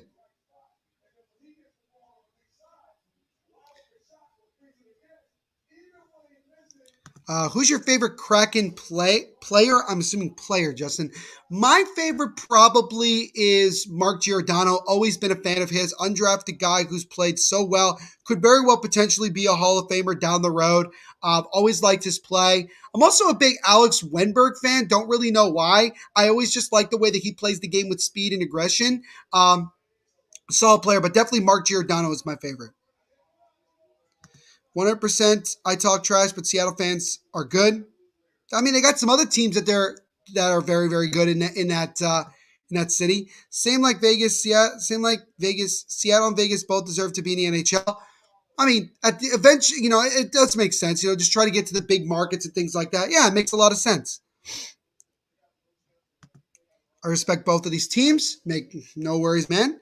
Justin's favorite player is Vince Dunn. All right, that makes a lot of sense. Makes a lot of sense as the Sharks will fire the puck down the ice, and that will do it for the Couture penalty. So the Sharks killed off both penalties there against them, and they're still only down 2-1 with 7.5 minutes to go in the second period. It's been all Seattle in this second period. Soucy getting his 5th and 6th goals of the year in this period to give Seattle the 2-1 lead that they currently have. It's a shot there from Seattle gets blocked.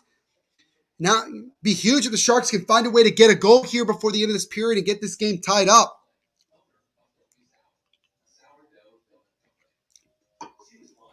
Now, San Jose try to keep it in, but now it's taken away by Seattle. Here they come down the other way. Seattle player with the puck right now, Jonas Donskoy. Soucy's goal, by the way, was assisted by Wenberg. So there you go. His 6th of the year. So Soucy having himself a career game so far here tonight. As Soucy, by the way, first career 2-goal game, so he really is having a career game. So he's one away from getting the Hattie. We'll see if he does that. I met Vince Dunn on Monday. That's really cool, Justin. That's really, really cool. Obviously, he's a young guy that Seattle can build around. Did some really good things while he was in St. Louis. The Blues, I know for a fact, definitely miss him, even though they've been playing pretty well. But that's really, really cool. Don't be able to say, I'm tired. Our weather has been horrible lately, Neil. Yeah, man, it hasn't been that great here either. We got a little bit of snow and rain earlier today, and it's tough as a pass by 55 goes right to Grubauer, and he'll have to cover. But, at the end of the day, you just got to push through those tough days, especially when the weather's not great. Try to find the positives in the day. Try to, make the day as productive as you possibly can and go from there. But we are going to get a stoppage of play with 6:09 to go in this second period, still 2-1 Seattle, and we will step aside for just a moment as we'll get another word from our sponsors.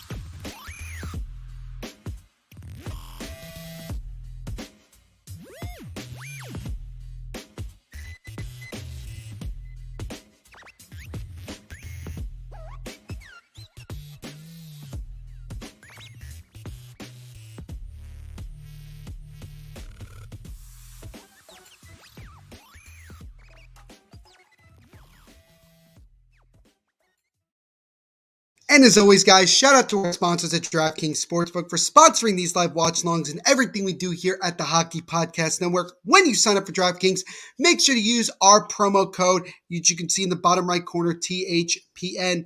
So Susie got his 5th and 6th goals of the season in this period. And with 6:09 to go in this second period, Seattle currently has a 2-1 lead over the visiting San Jose Sharks. Pablo Ramos saying, do you think Seattle should get a goalie in free agency? Possibly. I mean, I don't think that Drieger is definitely somebody that you feel confident moving long term. Maybe they look for somebody in the draft. There's not a whole lot of really great names when it comes to guys in the free agency class, but you never know. I would argue to say this.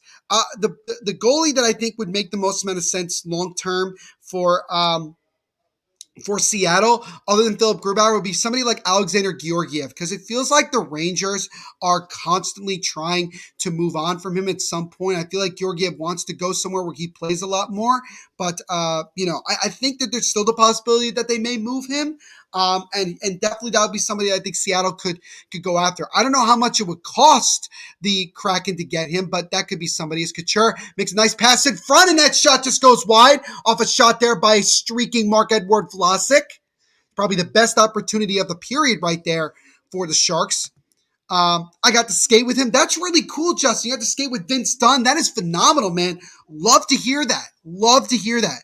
55 is Lazan, the former, was he on the Bruins, correct? He's on the Bruins. But thank you, Justin, for that. Appreciate it. Jacob saying it's 2-1 Vegas Golden Knights over the Montreal Canadiens. Thank you, Jacob, for those updates. Appreciate the updates of the out-of-town scores, by the way, guys. It means a lot. Justin saying yes to Vince Dunn. That's awesome, man. I love these stories that you guys share with me. It's great to get to know you guys and learn about your experiences in the hockey world with NHL players. It's phenomenal. We actually are getting a fight here by Raska and Mark Giordano. And Giordano with a couple of right hooks. He's just throwing haymakers and knocks down Raska. Holy moly, where did that come from? That just came out of nowhere. As Veal and Susie with a little bit of pushing and shoving. Susie, if he gets into a fight, he'll put himself 2/3 of the way from getting a Gordie Howe hat trick. But doesn't look like he's going to fight, as Veal is just still a little bit pushing and shoving. This is kind of crazy. I don't know what started this. Maybe Raska wanted to get something going. I don't know. But hopefully maybe something like this gets a little bit of energy for the Sharks. But the captain, Mark Giordano, with a couple of big haymakers. Holy moly, as he just knocked down Raska. We'll get a stoppage here with 4:56 to go in the second period. Still 2-1 Seattle after that craziness. Vince Dunn is so kind. Dude, I don't really know that many hockey players that are jerks. I know a lot of them are very, very nice, and they try to be nice, especially knowing, they try to, thank their fans for all the support that we give them and everything like that. But it's great to hear more players that are really kind, and I'm sure Vince Dunn is embracing being a Seattle Kraken and playing with a new team and everything in a new franchise in a new city. But it's great to hear that he's such a nice guy. Jacob saying it's 4-0 Panthers. Jesus. Who are they playing tonight? They're playing the Edmonton. Oh, God, it's 5-0. It's 5-0 Florida late in the third period against Edmonton, by the way. Let y'all know that. What else is going on? 2-1 Avs against the Los Angeles Kings. That's great. That's obviously great. We love to see that. Love to see it. But damn, man, Edmonton getting blown the hell out by the Florida Panthers. That is a yikes. That is a yikes moment right there, ladies and gentlemen. 2-1 Avs. Thank you so much, Jacob. Just to say, maybe after a hit, it's possible. I'm sure they'll show a replay when they come back from commercial break, Justin. It was kind of like, because again, I unfortunately have to keep these streams muted for copyright and all that stuff. So I'm kind of curious to know what led to that whole skirmish and that whole fight. I went to Seattle and announced Vince Dunn picked from the expansion. Did you really, Justin? That was you? I really hope you're telling the truth, man. I really hope you're telling the truth, because that's really cool. I don't remember, because I kind of blacked out from the expansion draft because again, I'm sure, Justin, you knew this, but a lot of the picks were already, I think all of the picks were showcased before as, okay, Justin, you nailed it on the head. It was Raska who made a big-time hit on Mark Giordano. Soucy went at him, and then Giordano came in right after that and fought him. So that was really what it was. So you were right, by the way. This fight happened because of a hit. So Giordano did not like the hit from Raska or Raxka, not really sure. But Soucy is in the box. Don't know if we're going to count that as fighting, but there we go. Justin saying, yes, but my voice was so light. No worries, Justin. That's very cool that you got to do that. Seattle plays the Blues and Panthers next two games. Not going to be easy games. No, they are not. But obviously, they'd like to get a win here in this one, try to get some momentum. As Soucy's going to get a 2-minute penalty for cross-checking. So does that mean that Sharks are on a power play? So faceoff will be in the Seattle zone. Yes, so the Sharks are on the power play for the first time. So I think both Giordano and Raska went to the box for fighting. So we'll see here. But the Sharks have the power play right now as Brent Burns with a shot, and that one is saved by Grubauer. But the Sharks regain the puck. Erik Karlsson with it. Over to Hurdle. Now back to Burns. Over the left side to Hurdle. Timo Meier. Back to Brent Burns. Over to the right side to Erik Karlsson. Karlsson tried to drop it back to the top of the point. It was blocked. Contains the puck. Sharks are trying to keep it in. They do. Karlsson at the right face-off circle. Top of the point to Brent Burns. He takes a shot. That one's deflected just wide of the net. Timo Meier tried to pass it over to Karlsson. He gets it. Sharks doing a good job of holding on to the puck here. Brent Burns with a wrist shot. That one hits the post. Follow-up try is blocked. Oh, my goodness. Second time tonight that the Sharks have hit the post. So they beat the goaltender, but they don't beat the post. And then an offsides here against the Sharks with 1:13 to go on the power play. 4:09 to go in this second period. 6-0 Panthers now against Edmonton. Oh, my God. Dude, somebody's got to get fired after tonight, man. Someone's got to get fired. Oh, my Seattle. There you go. I just came back. Great to see you again, Faggio. Welcome back, my friend. Vegas Golden Knights' next game is against the Caps, rematch of the 2018 Cup Final. Justin saying, Raska is check. There you go. Thank you for that information, Justin. Appreciate it. Yes, I just saw it again. Raska is indeed check. I believe he just came back into the lineup today. Now the Sharks have the puck here. Dahlin with the puck. Wraps it around the boards. It's the second power play unit for San Jose is on the ice. Number 6 hits it over, top of the point. Hold on, takes a wrist shot. That one is blocked. Rebound tries, kicked aside. Another opportunity on a follow-up try. And that one is stopped and into the breadbasket of Philip Grubauer. As I believe it was Barbanoff, who has really had himself a solid game, has an assist in this one, has had a couple good shots on goal. He took the shot there as Philip Grubauer has played really strong here in this second period when he's had to make some saves as he's trying to keep Seattle in the lead.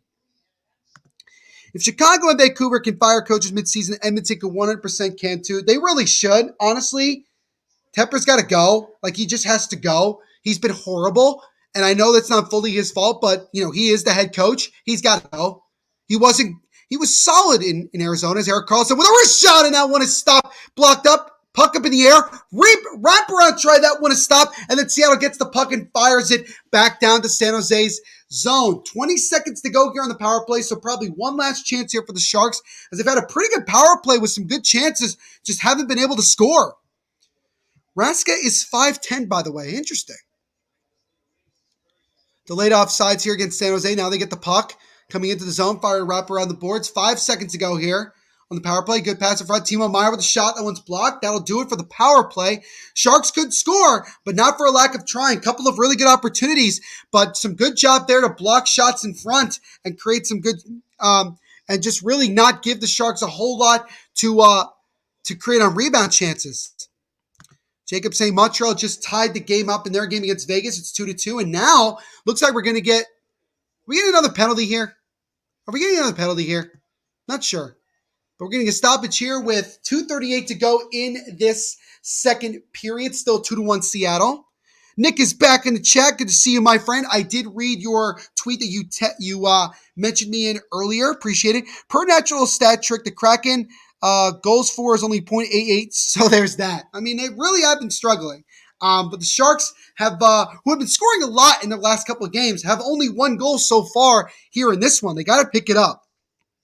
Jacob not happy with Vegas being tied with Montreal. Fudge saying, who do you think is an early candidate for a bust? What do you mean? In terms of rookies or just in general? Like Faja, I need some more context with that. Like I don't know what you mean by like who we talking about? Like the rookies from this year? Just trying to understand.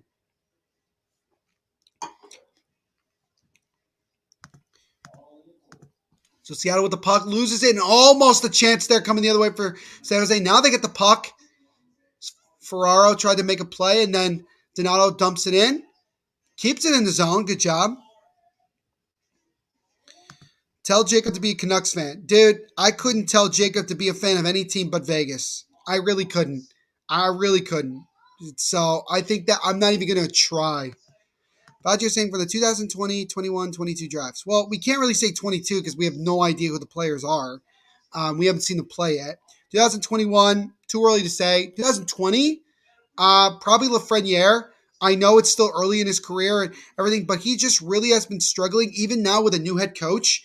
It just doesn't seem like he's really grasping the NHL game that well. But maybe he's like Jack Hughes, where he's just going to take a lot longer to get his game going. You know, we'll see what happens as this year progresses and once he gets into year 3. But he would probably be that guy, Alexis Lafreniere for the Rangers. The Kraken players I met are Dunn, Gord, Eberle, Schwartz, Grubauer, Larson, McCann. That's awesome, Justin. So, Justin, I think you should be, because you said you don't have a team, I think you should be a Seattle Kraken fan. You know, they're a new team. You seem to have a good relationship with a lot of the players, and you've met a lot of them. I think being a Seattle Kraken fan makes a lot of sense for you. That's just my opinion. But here we go. 42 seconds to go here in the second period. Seattle still with that 2-1 lead. Does San Jose have a chance here to get themselves a goal late to try to tie this one up? Seattle has it in. Pass in front, and that one just deflects wide. Brent Burns getting the puck for San Jose. Now to Barbanoff. Backhands it. Tried to get it to Meyer. He controls it. Meyer does a good job of holding up. Drops it over to Hurdle. Hurdle with a wrist shot, and that one is saved by Grubauer. Sharks keep it in. 15 seconds to go. Ferraro with a wrist shot. That one is also stopped by Grubauer. Sharks still have the puck. Hurdle loses it. Seattle takes it away. 5 seconds to go. 3 seconds to 1. And that will do it for the second period of play. So everything that went right for San Jose went right for Seattle in the second period as Soucy gets his 5th and 6th goals of the year and gives the Kraken a 2-1 lead after 40 minutes of play. And before we go to our intermission break, we will step aside again to get another quick word from our sponsors.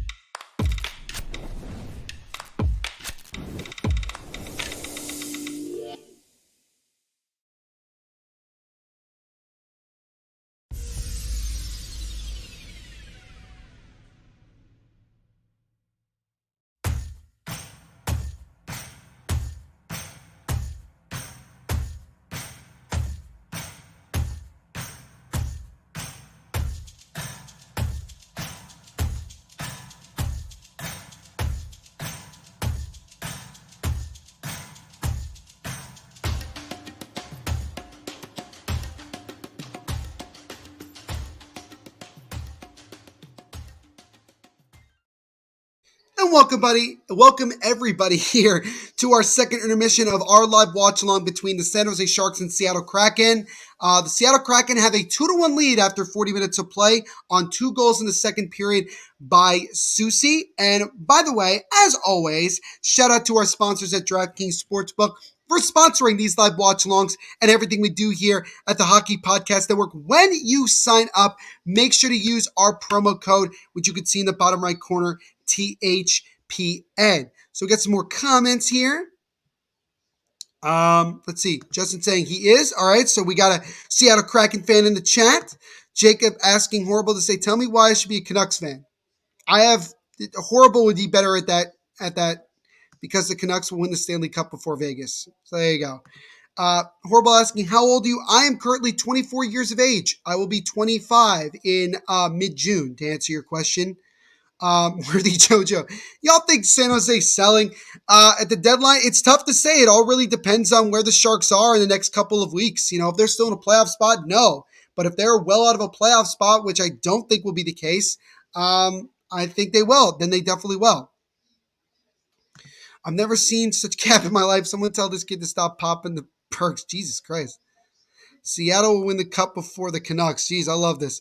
Charles Cole, new person in the chat. What's going on, Charles? Make sure to like and subscribe while you're here, man. It helps out the channel tremendously. Yet more recruit garbage from the NHL. It's beyond joke. Now, dude, welcome to the NHL, man. It's always going to be like this. It's annoying. It's ridiculous. I hate it. I'm on your side 100%, man.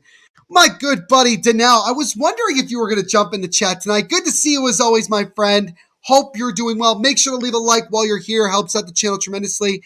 Just got home from work. What up, Neil? How is everyone doing on the live stream? Doing well, my friend. Obviously, I wish the Sharks were still winning this game, but it's only 2-1. They're losing right now to Seattle with 20 minutes left to go.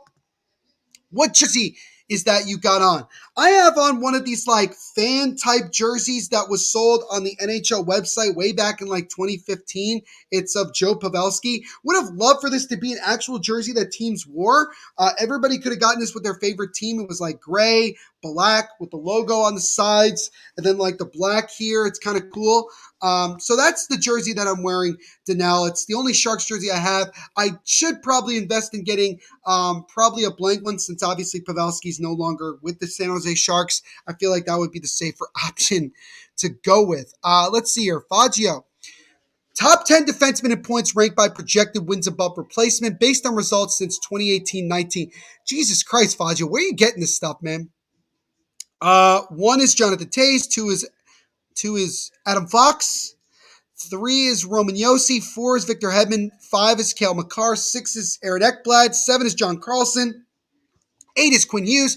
9 is Chris Letang. And 10 is Morgan Riley. From Jay Fresh. Jay Fresh is a great guy on Twitter. Follow him, by the way. The master of analytics in hockey, man. He makes every player look great. Honestly, like he can honestly come up with a great reason as to why these players are good based on analytics. He does a great job. Make sure to follow him. Sorry, it looks messy. No worries, Faggio. No worries at all. Avalanche versus Kings right now on ESPN. I did hear about that. Hopefully the Kings are still losing that game. Let's double check. Kings are still losing 2-1, 5 minutes into the third period. Florida ended up winning 6-0 against Edmonton. So there you go. Vegas and Montreal are still tied at 2 goals apiece late in the second period. We want a 25-hour stream for your 25th birthday, please. We'll see about that. I will try to figure that out if I can. Did you know I hated when Andrei Svechnikov hit Vince Dunn in the face when they played? I don't blame you, man. It seems like Vince Dunn is your like favorite player in the NHL, which is obviously very, very cool. Andrei Svechnikov, Mr. Svechnikov, as one of the guys on the freaking Carolina Hurricanes would say. Yeah, he's good. He's a good player. So is Vince Dunn. I'm sure you didn't like that. Don't blame you at all, my friend. I like this. Don't be always asking Danelle to educate us on random jersey facts. He's really good. He's really good at it. I'll give you that. If I just saying, do you mean Devontae's? Do you mean Devon? Oh, crap. Wait, did you say defenseman? Yeah. Oh, Jesus Christ. Devontae. Is it Devontae's, really? Is it really Devontae's? That's crazy. But thank you, Faggio. Dude, it's late, man. It's late. You got to give me a break. Charles in the chat again. It's got to the point where it's blatant that the NHL is rigged. Dozens of Tim Peels out there. Teams clearly rigging games, and when the largest betting company in Russia signs an agreement with the NHL. Fair enough. I don't know which company in Russia. I have no idea which one you're talking about, Charles. But some of that stuff I do agree with you. It definitely feels a lot more rigged. Neil, so what are your thoughts on the All-Star Game jerseys? Did you see that the Sabres might bring back the goat head jersey back next season black by why everyone calls it the goat head? To answer your first question, Danelle, yeah, we talked about this in the last live watch along I did back on Monday. I did see them. I like them. They're simple, they're sleek, they're clean, no problem. They went back to the classic red and blue for West and East. Don't really have a problem with it at all. Definitely cool that they're doing that. That's really just kind of my opinion. They're sleek and simple because sometimes I think we ask for so much, and sometimes just some simplicity is all that we can really ask for, and that ends up being a good thing. Don't be horrible saying, Danelle is my favorite person here most of times. Neil, hey man, Danelle's a good guy. He comes in here when he can. Even when he's got work, this man came here after work and he's still chilling with us. Oh, by the way, I'm sorry. To answer the second part, I did see that, Danelle, on social media. I did see that they're bringing back the black go-ahead jersey. I think that's great. I'm interested to see how Adidas kind of makes it. Hopefully they do well. Adidas, I think, just in general, does pretty solid jobs with jerseys. So I'm definitely looking forward to seeing how that ends up coming out when they do. I don't know. Did they say a date, Danelle, when they were going to bring those out? I'm kind of curious. The Sabres jerseys in the mid '90s is not a goat; it's a buffalo or bison. Yeah, I know, but maybe they also say goat for like greatest of all time jersey. But yeah, no, it's definitely a bison because they are the Sabres and everything like that. So there you go. Justin said, "I just edited Vince Dunn." What does that mean, Justin? Explain. Like, did you like draw him or something, or did you make like a video? Like, I'm kind of curious to know what you mean, Justin.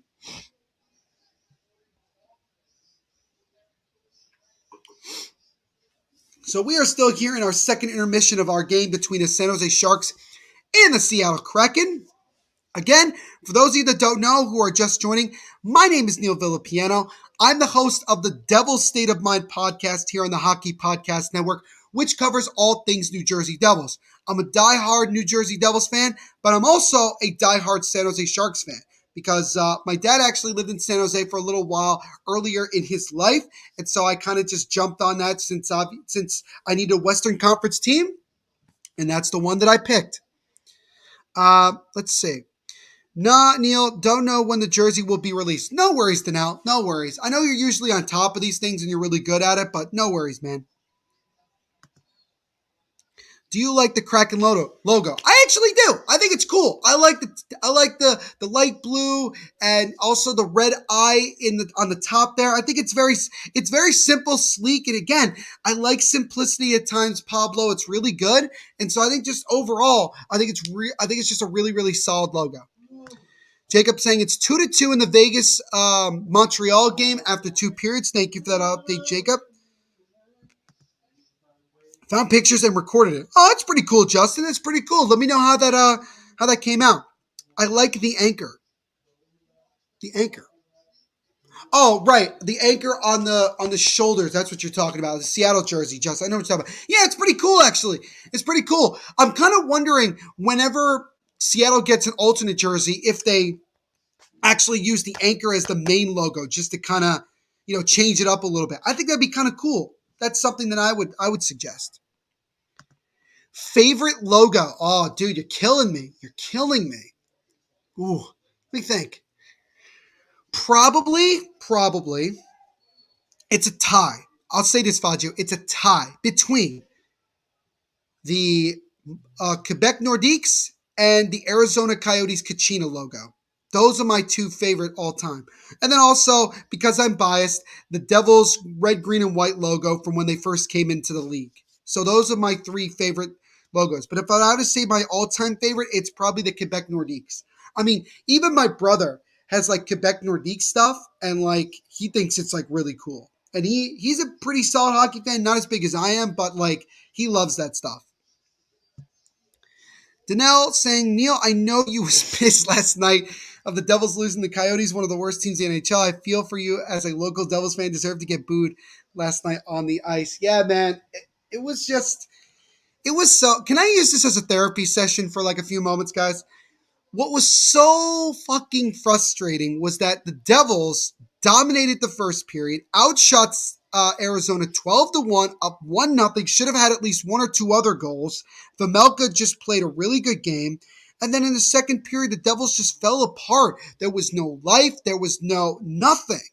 There was just nothing going on, and it was very frustrating to watch that game. I actually turned it off, which I don't normally do, but I turned it off with about 11 minutes to go in the game, just as Arizona made it 4-1.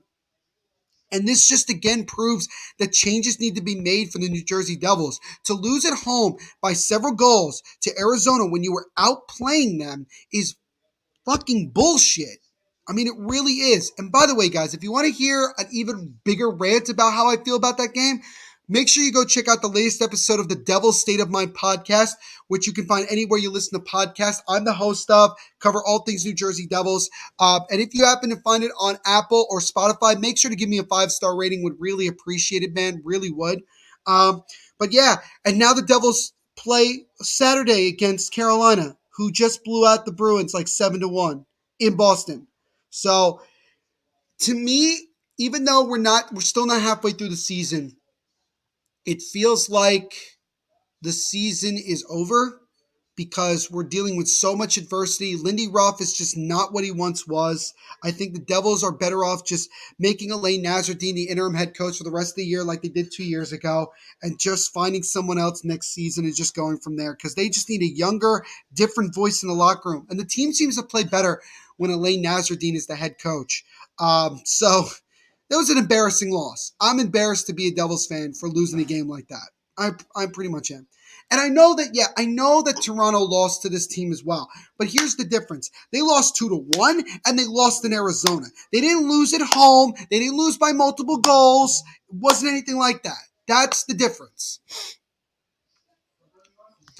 Justin saying, I have a Dunn jersey. That's really cool, man. Absolutely love your support for Vince Dunn. We'll see if he's got himself a goal or something in this one in the final 20 minutes of play. Pablo saying his favorite logo is the Minnesota Wild. Always a good one. I love the trees in the back on the inside of the logo. It's very, very cool. Even with when they had the North Stars reverse retro, it's very cool. Imagine being a Stars fan and hearing the loss of the freaking Canadians 5-3. Well, you know what, Faggio? Here's the thing. At least you scored more than once. And the Canadians are terrible, yes, but not as bad as the freaking Coyotes are. So there you go. Danelle saying, let it all out, my man. Let it out, Neil. Let it out, my man. Yeah, I know. I let it out as much as I could. It's too late in the evening for me to get as mad as I did last night. Go listen to the last episode of the Devil State of Mind podcast if you want to know, if you want to hear my full energy and how pissed off I really was, because it was just unacceptable. I feel like Devils ownership, Blitzer and Harris don't care about winning and changes won't be made. I actually have gone away from feeling like they don't care about winning. I actually think they just don't know what the hell they're doing. I really don't. They're owning so many different teams. They own a hockey team, a basketball team, a baseball team, several soccer teams. I just don't think they don't know how to, as an ownership group, run a hockey team. And this is the problem. And I'm upset with Fitzgerald because I think Tom Fitzgerald, who's the GM of the Devils, I think the problem for him is that he doesn't want to admit that he's wrong, that he brought in Lindy Ruff. And so I think he's trying to hold on as long as possible. And maybe the ownership doesn't want to end up having to pay him after, have to buy out his contract and fire him and everything. So, if the Devils miss the playoffs again, honestly, and they finish, and I mentioned this on social media, Danelle, by Saturday, because the Devils don't play till Saturday. By the time we get to Saturday, the Devils could be in dead fucking last in the Metropolitan Division because the Islanders play tomorrow against the same Arizona team. And if the Islanders win, which I expect them to win, if they win, the Islanders jump the Devils in the standings. And the Devils are in dead fucking last in the Metropolitan Division again. So, it's not good. It's not good right now. And things need to change. Just saying I'm going to the Kraken game tomorrow. That's awesome, man. Who do they play tomorrow? Did they show on this damn thing? Yeah, I think they do. Where's Seattle play tomorrow? Oh, Seattle plays St. Louis. Okay, cool. So this is the first of a back-to-back for the Seattle Kraken. So I hope you have a lot of fun. Justin, cheer on those Seattle Kraken to get themselves a W against Vince Dunn's former team, the St. Louis Blues, man. But that's great that you're going to that game. Arizona has 10 wins and Montreal has 8. Okay, never mind.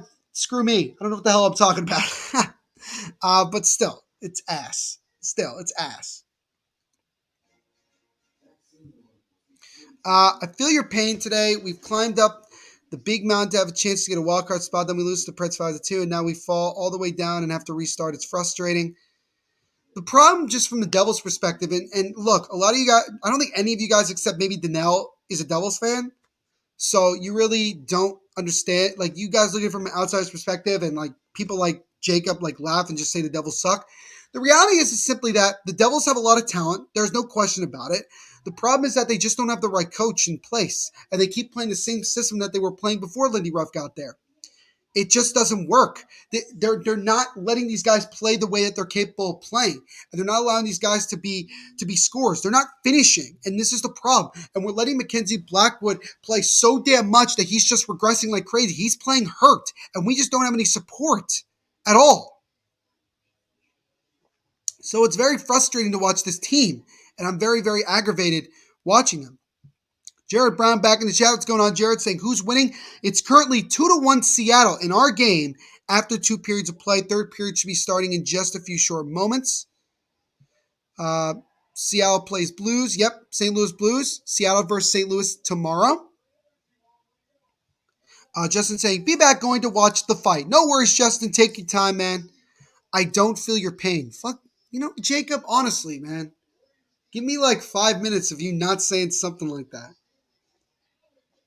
Jacob, dude, you're a fan of the Lakers since like 2014, which they were ass for like a year or two, and then they're great again. And now they're ass again because LeBron is old and that team is old. And you're a fan of Vegas, who literally has had everything handed to them on a silver platter and hasn't won anything. David Lowry, they better be a good coach because we have to rely on him to make the world the wild card. Yeah, I mean, he's got to do what he's got to do. I mean, I would imagine they're still going to get another coach regardless.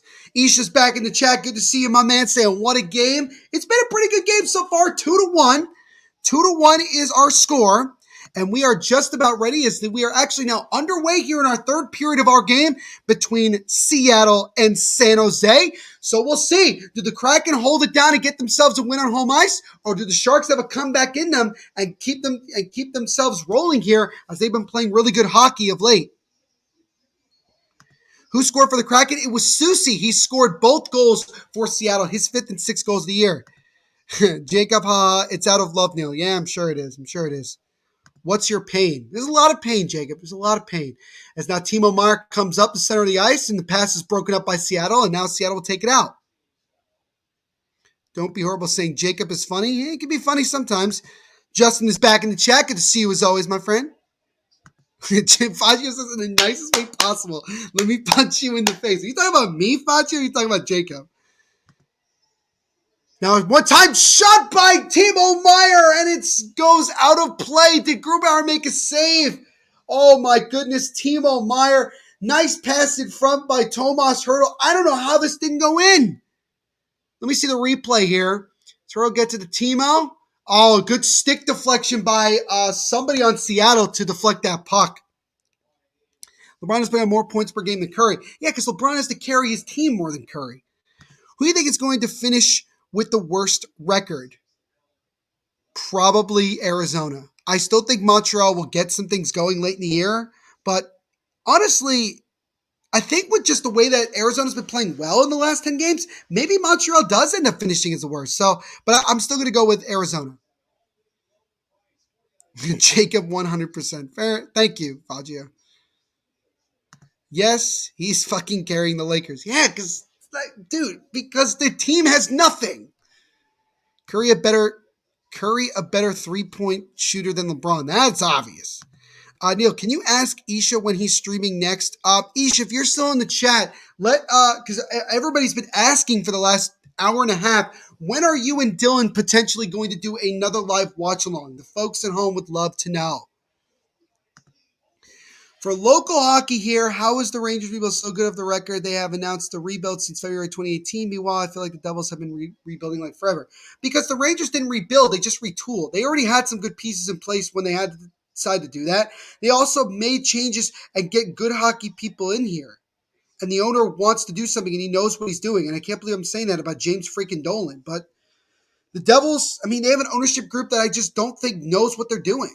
And, they're not allowing Fitzgerald to 100% do everything it needs to do. And if this really is all Fitzgerald, then Fitzgerald isn't the guy. Because I'm waiting for Dylan, Isha, but they keep forgetting about us. Dude, they don't forget you guys at all. Like I told you guys before, they're the main head honchos here at the Hockey Podcast Network.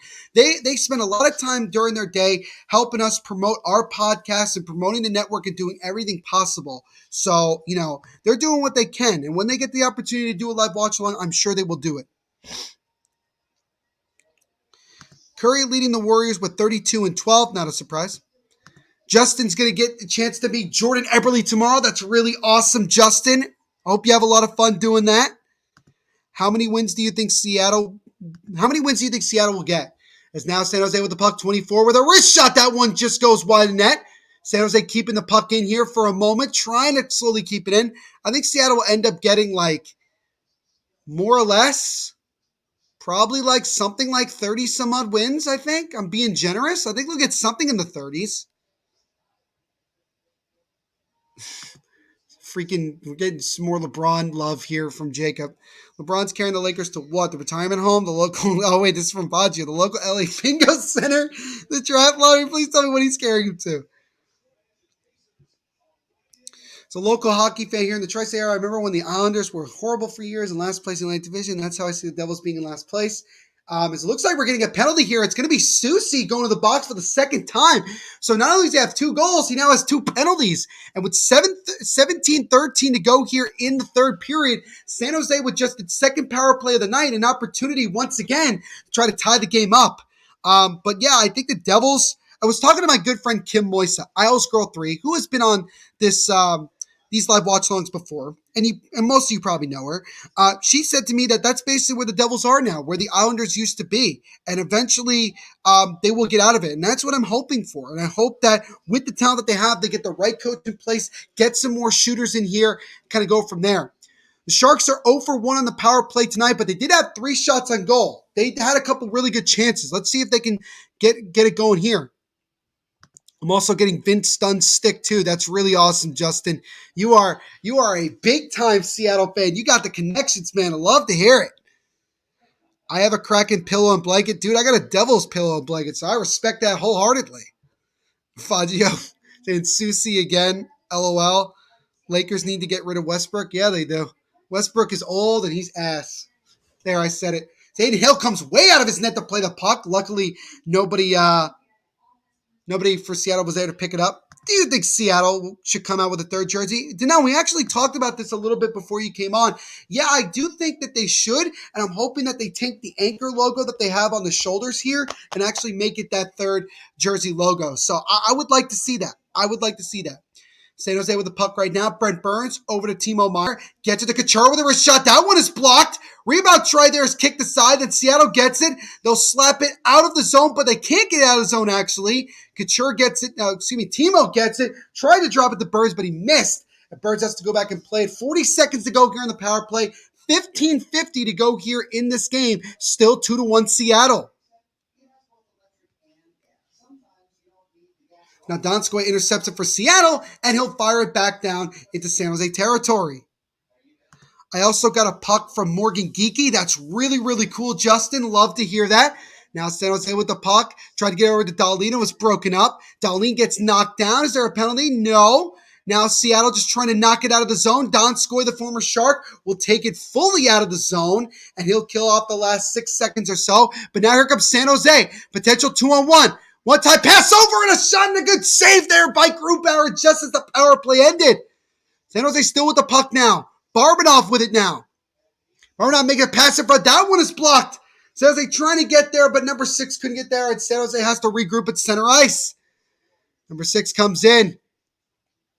Tried to drop it up, but it was intercepted by Seattle. Here comes Jordan Eberle down the right side. Take a slap shot, and that one is saved by Aiden Hill, and he'll cover with 14:50 to go. So again, San Jose with 1 or 2 chances, but could not score, and they're still trailing here 2-1. But let's see here. Neil, since you are turning 25, you look younger than how you look. It's funny that you say it because I'm actually growing out a stash and a little bit of facial hair on the sides here. So it's kind of funny that you mentioned that. But yeah, it is funny when I think about a lot of people that are 24, 25, and I still think I look younger than most. But I'll take that as a compliment, man. Thank you so much, Dano. Meier or Hertl, give me a goal. Hertl already got you a goal, but would love to get another one or a Timo Meier goal. They need both of these guys to step up. Danelle, you should do it turning 30 soon. Yeah, man. You know, we still have some pretty young people in this network. Justin said a mini stick as well from Yanni Gore. Dude, you got memorabilia from Seattle galore here, Justin. Love it. San Jose needs to score. Yes, worthy JoJo. They need to score in multiple ways. Even giving up a point to Seattle is not a big deal because Seattle's far out of it, but you got to take advantage of this opportunity. Who do you think wins the NBA title? As a Brooklyn Nets fan, I would obviously want to say the Brooklyn Nets, but I think it'll probably be the goddamn Warriors because with Clay back in the fold and everything, it's unfair, man. They look like a damn machine right now. So I would say probably Golden State. That would be my guess. Maybe Memphis if they keep playing as well as they've been playing. Do you think Willie O'Ree is the Jackie Robinson of the NHL? I do, Danelle. I really do, because if you think about it, he's the first black player to play in the National Hockey League, got his number retired. He's obviously been respected for many, many years, and he had experienced a lot of things that Jackie Robinson had to deal with. So yes, I do think that Willie O'Ree is the Jackie Robinson of the NHL. Yes, Danelle, you are still young at 36 years of age. You are still young, 100%. You are a young 36 years of age. My room is covered with pictures of the Kraken. That's awesome, man. I have to go. I have to wake up early tomorrow morning. Sorry, Neil. I will see you next time. You're a good guy, Neil. No worries. Don't be horrible. Thank you so much for coming on and hanging out with us as long as you did. Appreciate the support you always give us. Thank you so much for the compliments. As a pass in front there, and Seattle scores. And it's Kelly Yarncrook. And with 13:33 to go, Seattle doubles the lead. It's now 3-1. So things have not improved here for San Jose, as now they have an even more massive hill to climb here, as now they're down by 2 goals. But thank you so much for the comments. Don't be horrible as always, man. You're a good guy as well. Appreciate your support as always, and we'll see you next time. Pablo Ramos saying, do you watch the NFL? I do. I am a New York Giants and Las Vegas Raiders fan, so been a little bit frustrating with the Giants to say the least, and obviously sad to see the Raiders go out as quickly as they did in the playoffs, but it is what it is. Worthy Jojo also believing that the Warriors will probably win the NBA title. Jacob saying, I should be studying, but I would rather watch Vegas Golden Knights at THPN. Well, I appreciate the support as always, Jacob. You're a great guy, man. Appreciate it. Thank you so much, man. But Kelly Yarncrook scoring for Seattle a little bit more than 7 minutes into this period. So San Jose desperately needs to get the next goal if they want to have a chance to get back in this one. As the puck goes out of play here, is it going to be a penalty? Not sure. I like the Seattle Kraken, Mariners, and Seahawks. So you are a Seattle supporter, man. Absolutely love that. 100%, man. That is great. That is great. Worthy Joe saying Seattle WTF. Yeah, man. It's not good. Damn, I lost. Well, look, we got a little more than 13 minutes to go in this one. So we'll see if the Sharks have any sort of comeback in them. But with there being commercial break, we are going to step aside for a moment and get another word from our sponsors.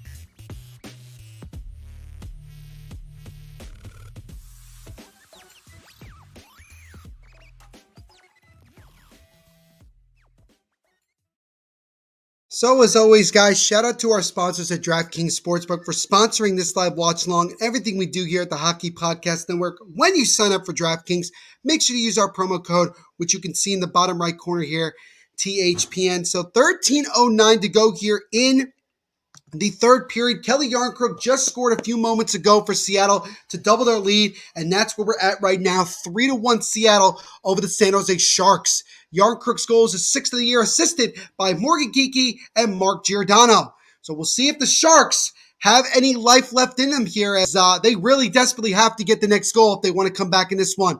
As now Barbanoff tried to come into the zone, that pass is blocked. Seattle trying to keep it in. San Jose player got knocked down.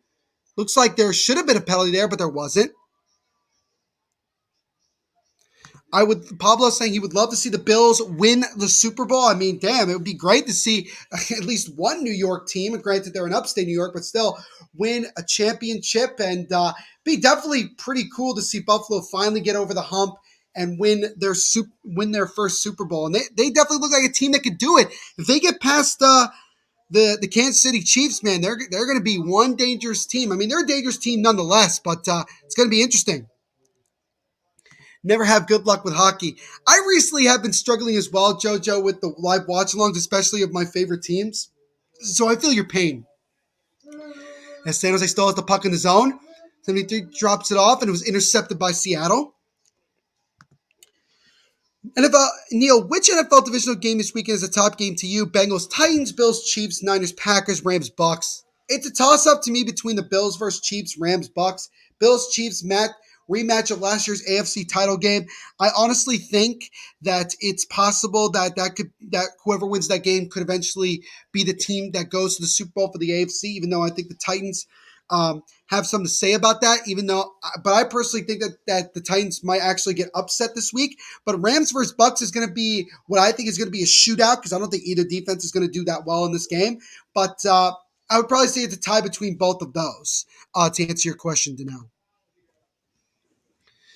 Now, San Jose just trying to get it the other way. I think, honestly, Seattle's done a good job recently. It's now an opportunity, and a pass in front, and that one is stopped.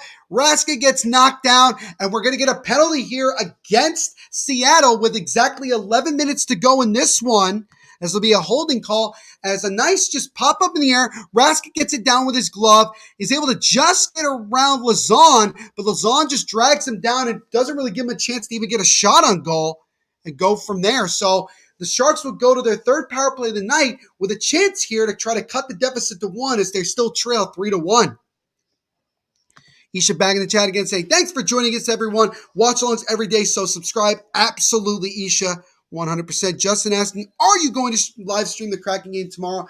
I personally am not, but we will see if we are going to be doing a live watch along for that game against St. Louis. But I will most likely, Justin, do another live watch along the Seattle game down the road, especially if it's against a team I haven't done a game with yet. I actually did the Seattle Columbus game like a month and change ago. I think it was like I think that game ended up going to overtime, and I think Columbus won. So I've done a couple of Seattle games this year. Sharks coming into the zone. Couture drops it off to Burns. Burns spin around over Donskoy. Tried to drop it off to Hurdle. That one's broken up by Seattle. Seattle's still just trying to get the puck. Couture gets it over. One-time pass, and they score!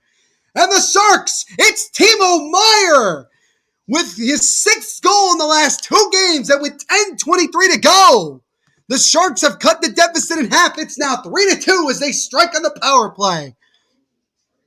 So Timo Meier continues to be red hot as he adds his 6th goal in the last 2 games. Just a good job on the forecheck there. Hurdle gets it over to Couture, and then Couture feeds it over to a wide open Timo Meier. Wrist shots it under the glove of Philip Grubauer, and the Sharks are still in this one with 10:23 to go and now only trailing by 1. Justin saying, Kay, I will be at the game. I know you told me that before. That's exciting, man. I hope you have a lot of fun. Justin also saying he's moving to Ontario. That's awesome, man. Worthy Jojo is pumped saying goal. Let's go. That's absolutely right, man. San Jose still in this one. They're still in the offensive zone right now. It's Nick Bonino with it. Now over to Nieto. Drops off top of the point to Vlasic.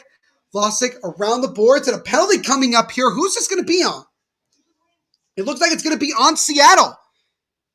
Once Seattle touched the puck, it will be a penalty. So Meier's 21st goal of the year on the power play was assisted by Couture and Hurdle. And finally, the puck is touched here by Seattle. So with 9:51 to go, San Jose goes right back to the power play. Now only down by a goal with a chance to see, as Lazon will go right back to the box for his 2nd penalty of the game. Danelle saying, as a diehard New York sports fan, kind of hate when they always say Jets and Giants don't play in New York, they play in New Jersey, and the Bills is the only New York team, and the Bills is basically a Canadian team. I mean, yeah, I can get where you're coming from, Danelle, but I mean, it is true at the end of the day. They do play in Jersey and all that stuff, but no, they still represent the New York, New Jersey area. They represent too. And obviously, Buffalo represents upstate New York and Canada. So it kind of works out for all of the teams. But we are going to step aside really quickly as we'll get another quick word from our sponsors.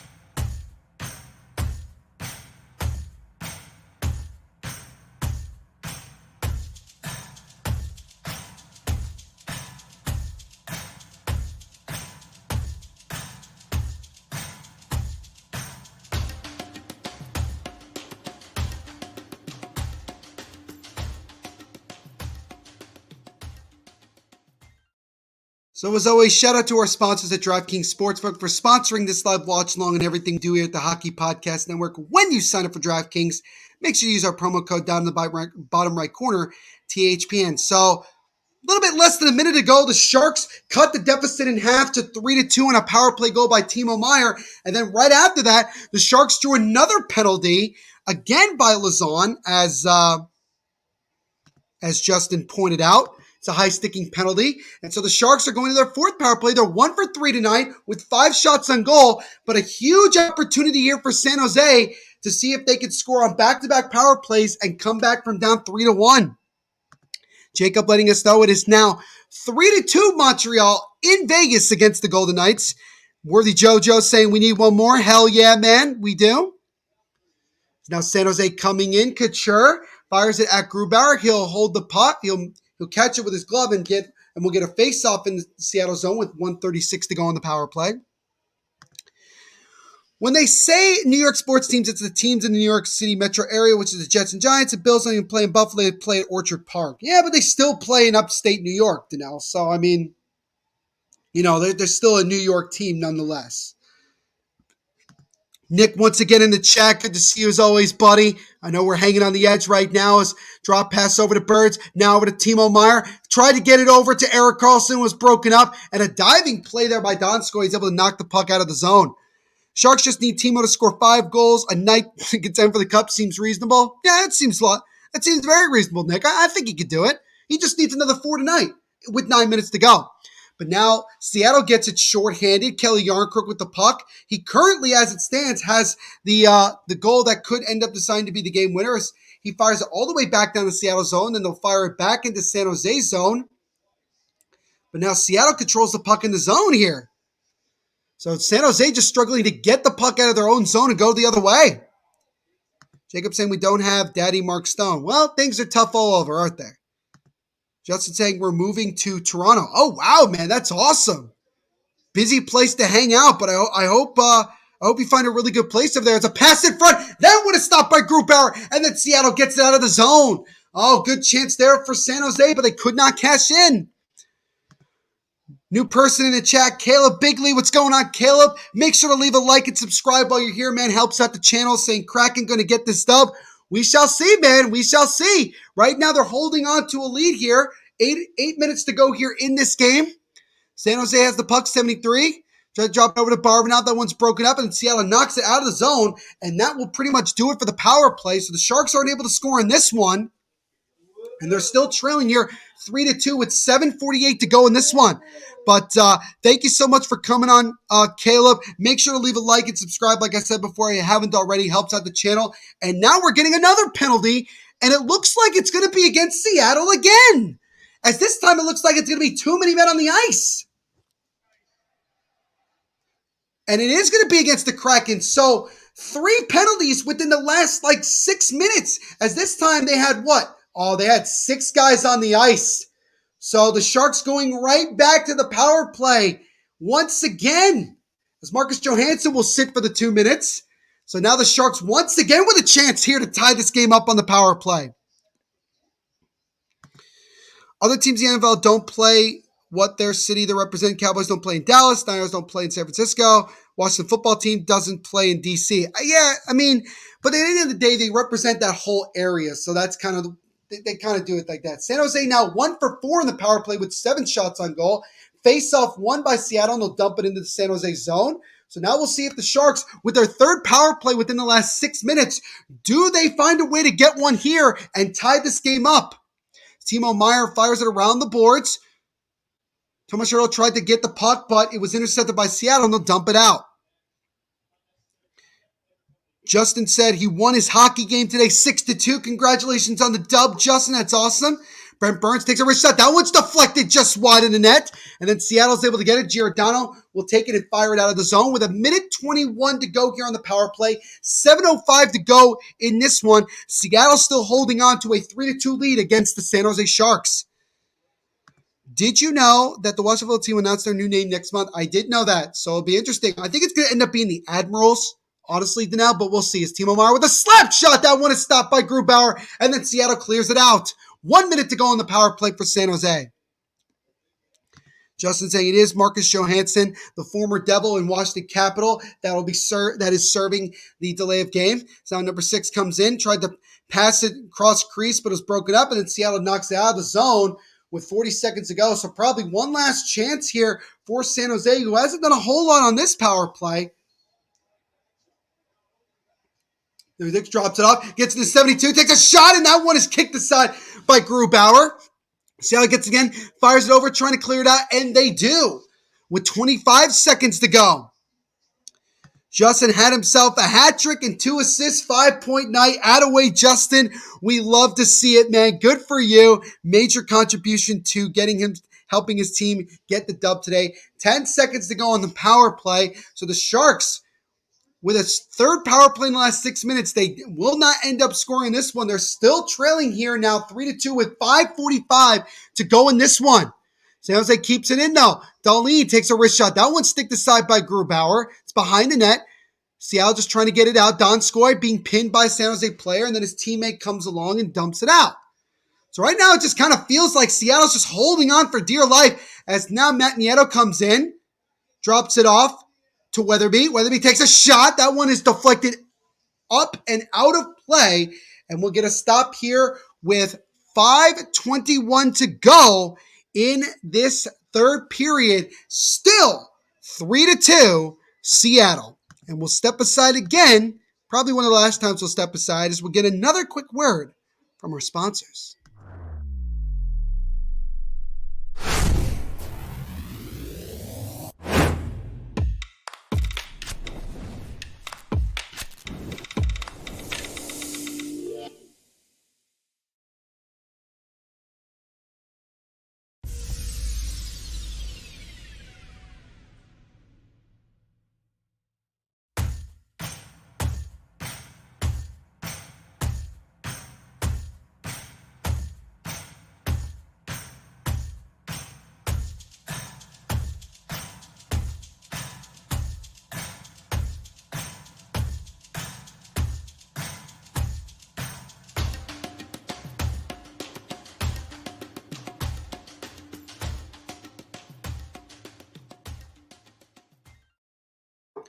So as always, guys, shout out to our sponsors at DraftKings Sportsbook for sponsoring this live watch along and everything we do here at the Hockey Podcast Network. When you sign up for DraftKings, make sure you use our promo code, which you can see in the bottom right corner, THPN. So we have a very interesting game here, a tight game. The Sharks have scored a goal here in this period to make it 3-2 on the power play. They had 2 power plays right after that, but couldn't score on either, and they're still trailing here 3-2. So we'll see how things end up going here moving forward.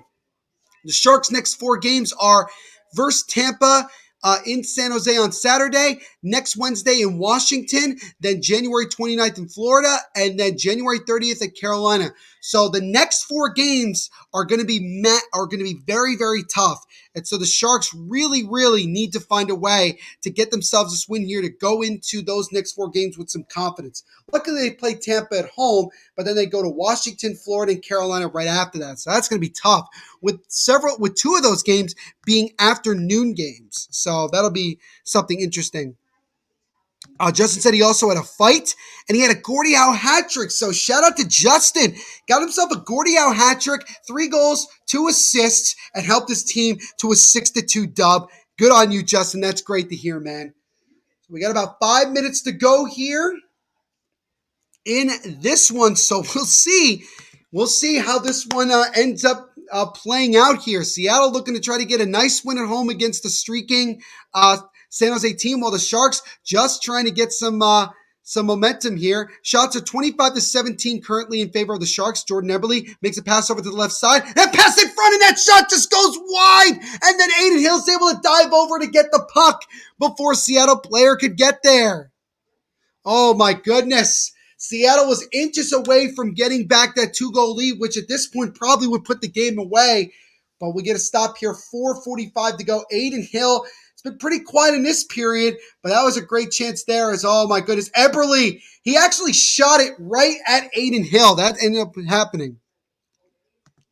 Justin saying, want me to tell you how the fight started? Sure, man. And he broke his jaw. Damn, Justin. Hope you're doing okay, man. Jeez, you're an absolute warrior, my friend. Good on you. Good on you. Oh, my goodness. As Seattle was inches away there from regaining the 2-goal lead. Be interested to see when San Jose does decide to pull Adin Hill and go for the extra skater. I definitely think if San Jose ends up losing this game, you look back at those 2 power plays they had after they made it 3-2, and they ended up not scoring on those as the deciding factor. And you're freaking 13, Justin. Damn, you're too young to be having a broken jaw. But hopefully you're doing all right, man. But shout out to you for having a badass game to help your team get the win. Seattle into the offensive zone. Take the wrist shot. That one is blockered out of play by Adin Hill. And we get a face-off here with exactly 4 minutes to go in this one. I would expect within the next 2.5 minutes is when Bob Boutner will pull Adin Hill, unless the Sharks score before that. Unless they score before that. But some other guys like Brent Burns and Erik Karlsson and even Weatherby have been pretty quiet. And Logan Couture as well. I mean, it's really been the Timo Meier, Tomas Hertl show, which granted, I feel like that's what we've seen mostly. Another new person in the chat, Jake Hogan. What's going on, Jake? Hope you're doing well, my friend. Thank you so much for coming on and leaving a comment. Make sure to like and subscribe while you're here, man. Helps out the channel tremendously. I need San Jose to win for my parlays to hit. Well, man, got 3:45 to go, so still some time here. And they only need 1 more goal to tie this game to at least force overtime. So it's not over yet. Seattle with the puck, tried to pass it in front. That's broken up by San Jose. Vlasic tried to get it. Now 22 of the shot. I believe that was Appleton. That shot was knocked away by Adin Hill. I actually think goaltending has been pretty solid in this game, despite both goalies giving up at least 2 goals. It's been a pretty solid game. Another new person in the chat. Was it? Raphael Monje, what's going on, Raphael? Make sure to leave a like and subscribe while you're here, man. Thank you so much for the comment. I got 4 units on San Jose, so another person banking on San Jose to win this game. Seattle with the puck right now, top of the point. Tries to hold. Vegas just tied their game against Montreal. It's 3-3 right now. Justin saying, so this kid was playing center, he started pushing me into the bench, and I came behind, threw him to the ice, and I didn't get a penalty. Damn, man, you are a badass, Justin. You are a badass 13-year-old. It's a big-time hit by Raska there. Is there a penalty? Doesn't look like there is, but that was a big-time hit there by Raska. Jake saying, I'm going to cry if they lose. I might cry with you, man. I might cry with you. Jacob is pumped up with Vegas tying it here. As now Seattle comes the other way. Wenberg drop pass over. Holds. That pass is broken up. Raphael saying not looking too good. It's a little bit dicey right now. 2:12, 2:11 to go here. Again, we'll see when San Jose does decide to pull Adin Hill to go for the extra attacker. Justin saying he fucked the kid up. Love to see it, man. Love to see that toughness. Bringing it down, laying down the hammer. That's awesome, man. So now we'll get a stoppage of play here. 1:56 to go in this one, guys. Do you think San Jose has a comeback in them, or does Seattle lock it down here as we show the replay of Raska's hit? As no, it doesn't look like it was that dirty of a hit. It looks like it was a clean hit. Number 3 doesn't seem to be arguing it either. Raska's been in the middle of a lot of physicality. He actually got into a little bit of a fight with Mark Giordano, which was more of a beatdown by Giordano because he just threw like several haymakers. So there's that. But I would expect once San Jose's get the puck out of their zone and get it the other way, that you'll see Adin Hill go to the bench. And if you're Seattle, if you just keep the puck in the O zone the whole time, you're going to find yourself a win here. Now Seattle with the puck right now. Any hockey plays for tomorrow? I lost for you. It's on this game. There's several games on tomorrow. There's a lot. It's 2, 4, 6, 8, 10, 12, 14, 16 teams are in play tomorrow. So you got 8 games going on. So a lot of ways to get some money. As the Sharks have pulled Adin Hill with 1:30 to go in this one, as the faceoff will be just outside the offensive zone for San Jose. So the Sharks will have a pretty decent amount of time here with the 6-on-5 advantage. So we'll see if the Sharks can do it here. Do the Sharks call a timeout? I feel like they should call a timeout to set something up. It's Bob Butner. Looks like he's calling Adin Hill again back to the bench.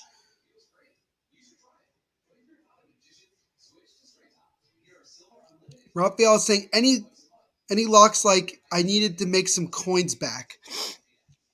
I would probably say like maybe the Islanders versus Arizona. And also Florida versus Vancouver. And maybe Tampa versus Anaheim. Those would be the 3 games I would say you could probably put some decent bets on. So now Barmagov gets knocked down. Is that going to be a penalty? It is. So with 1:07 to go here, the Sharks are going to go to the power play again, as Appleton can't believe that they called a penalty here. But the Sharks, with 1:07 to go, will have one more power play here, and they'll get a 6-on-4 advantage with a chance to tie the game up. So Barbanoff gets tripped up. Did he actually get tripped up? Did he take a dive? Let's see here. Appleton gets him right on the legs there and kind of knocks him down. I mean, to me, it's a trip. I don't know how much of a dive it really is. Doesn't really look like it. Appleton doesn't agree. He is pissed off. But this is a big chance here. It's a hooking call. It's kind of a weird, I thought it was a tripping call. Appleton is pissed off. Bob Butner calls a timeout for San Jose to set something up. Justin saying, the kid I threw to the ice punched me in the knuckle, and I punched him in the face, and he went down to the ice. Damn, man, it was a full-out brawl. Love to see it, Justin. Love to see it. So, 67 seconds to go in our contest here between the San Jose Sharks and Seattle Kraken.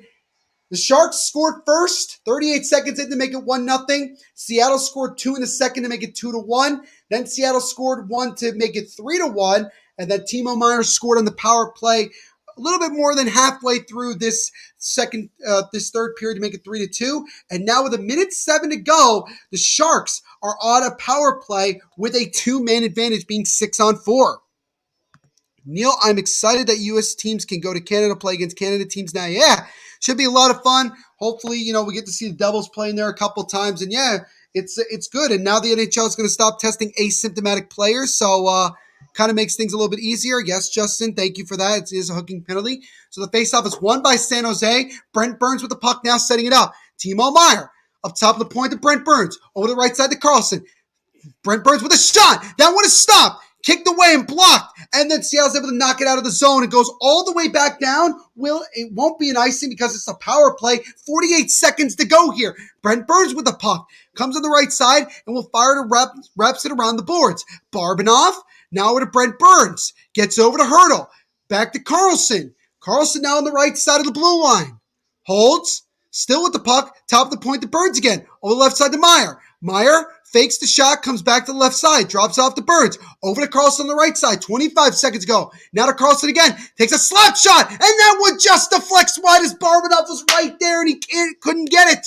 17 seconds to go here. Sharks with one last chance here if they hurry. Couture down the left side. Couture drops it off to Meier. Meier over to the Hurdle. Hurdle with a shot, and that one is stopped and knocks out a play on a great save by Grubauer with 6.6 to go, as the Sharks had 2 great chances to score here, but could not. Raphael saying, who's your NFL team? I'm a fan of the New York Giants and Las Vegas Raiders. So the Sharks basically got to win the face-off and just fire the puck at net and hope to the hockey gods that this puck finds its way into the back of the net. This is intense here, ladies and gentlemen. It's coming right down to the last second. Face-off will be to the left of Philip Grubauer. Tomas Hertl at the face-off circle for the Sharks. He loses the face-off. Seattle gets the puck. They'll wrap it around the boards. Brent Burns tried to get it. Fire it over to Carlson. One last try. That one is blocked. And the time runs out. And Seattle holds on for a solid victory against the San Jose Sharks as they win this one by the score of 3-2. So a tough loss for the San Jose Sharks, who were playing really well and obviously have been playing well. But now they get ready for 4 really tough games against Tampa, Washington, Florida, and Carolina. But they go into it on somewhat of a low note as they drop this one in regulation by the score of 3-2. So that is a tough one right there. Neil, did you see when all those Cowboys fans crying at the end of the game and Stephen A. Smith made fun of him like he always does? I did, man. And even though the Giants are just a clown show, it's nice to see the Cowboys and Eagles as well both get knocked out so quickly in the playoffs. You really do love to see it. Justin is pumped up saying, yes, let's go, I win. Danelle, again, Neil, I'm excited that U.S. teams can go to Canada, play against Canadian teams. Like I said, man, I'm excited too. It's good to see those teams finally get back over there after not playing there last year and majority of 2020 as well. So it's just going to be great to see teams like the Devils, the Rangers, the Islanders, teams in general getting a chance to go over the borders and play. Jacob won himself $2. LOL. So there you go. Got a little bit of money left. Sorry, dude. Cry. LOL. It is what it is, man. Justin is going to be excited because he'll be seeing the Seattle Kraken coming off a victory tonight against the Sharks, playing against Vince Dunn's former team, the St. Louis Blues, tomorrow. But with that being said, that is going to do it here for me tonight for this live watch along between the San Jose Sharks and Seattle Kraken. As always, guys, thank you so much for coming on and hanging out with us all night long. Really do appreciate the support as always. As Jacob says, he now has $1,003. Shout out to you, Jacob. Good on you. But yeah, thank you guys so much for the support, hanging out with me all night. Really do appreciate it. Make sure you like, subscribe, and punch that notification bell so you don't miss any new live watch-alongs that we have here on the Hockey Podcast Network. Let me check right now while I'm thinking of it because I'm kind of curious to know how many subscribers we currently have. Just because I want to entertain myself. We are currently at 865. So we actually gained 6 new subscribers during this live watch along. That's great. That's great, guys. Thank you so much. We're 35 subscribers away from 900. So that is awesome. Thank you guys so much as always. Make sure to follow the Hockey Podcast Network at HockeyPodNet on Instagram and also on Twitter. Also to like us on Facebook as well.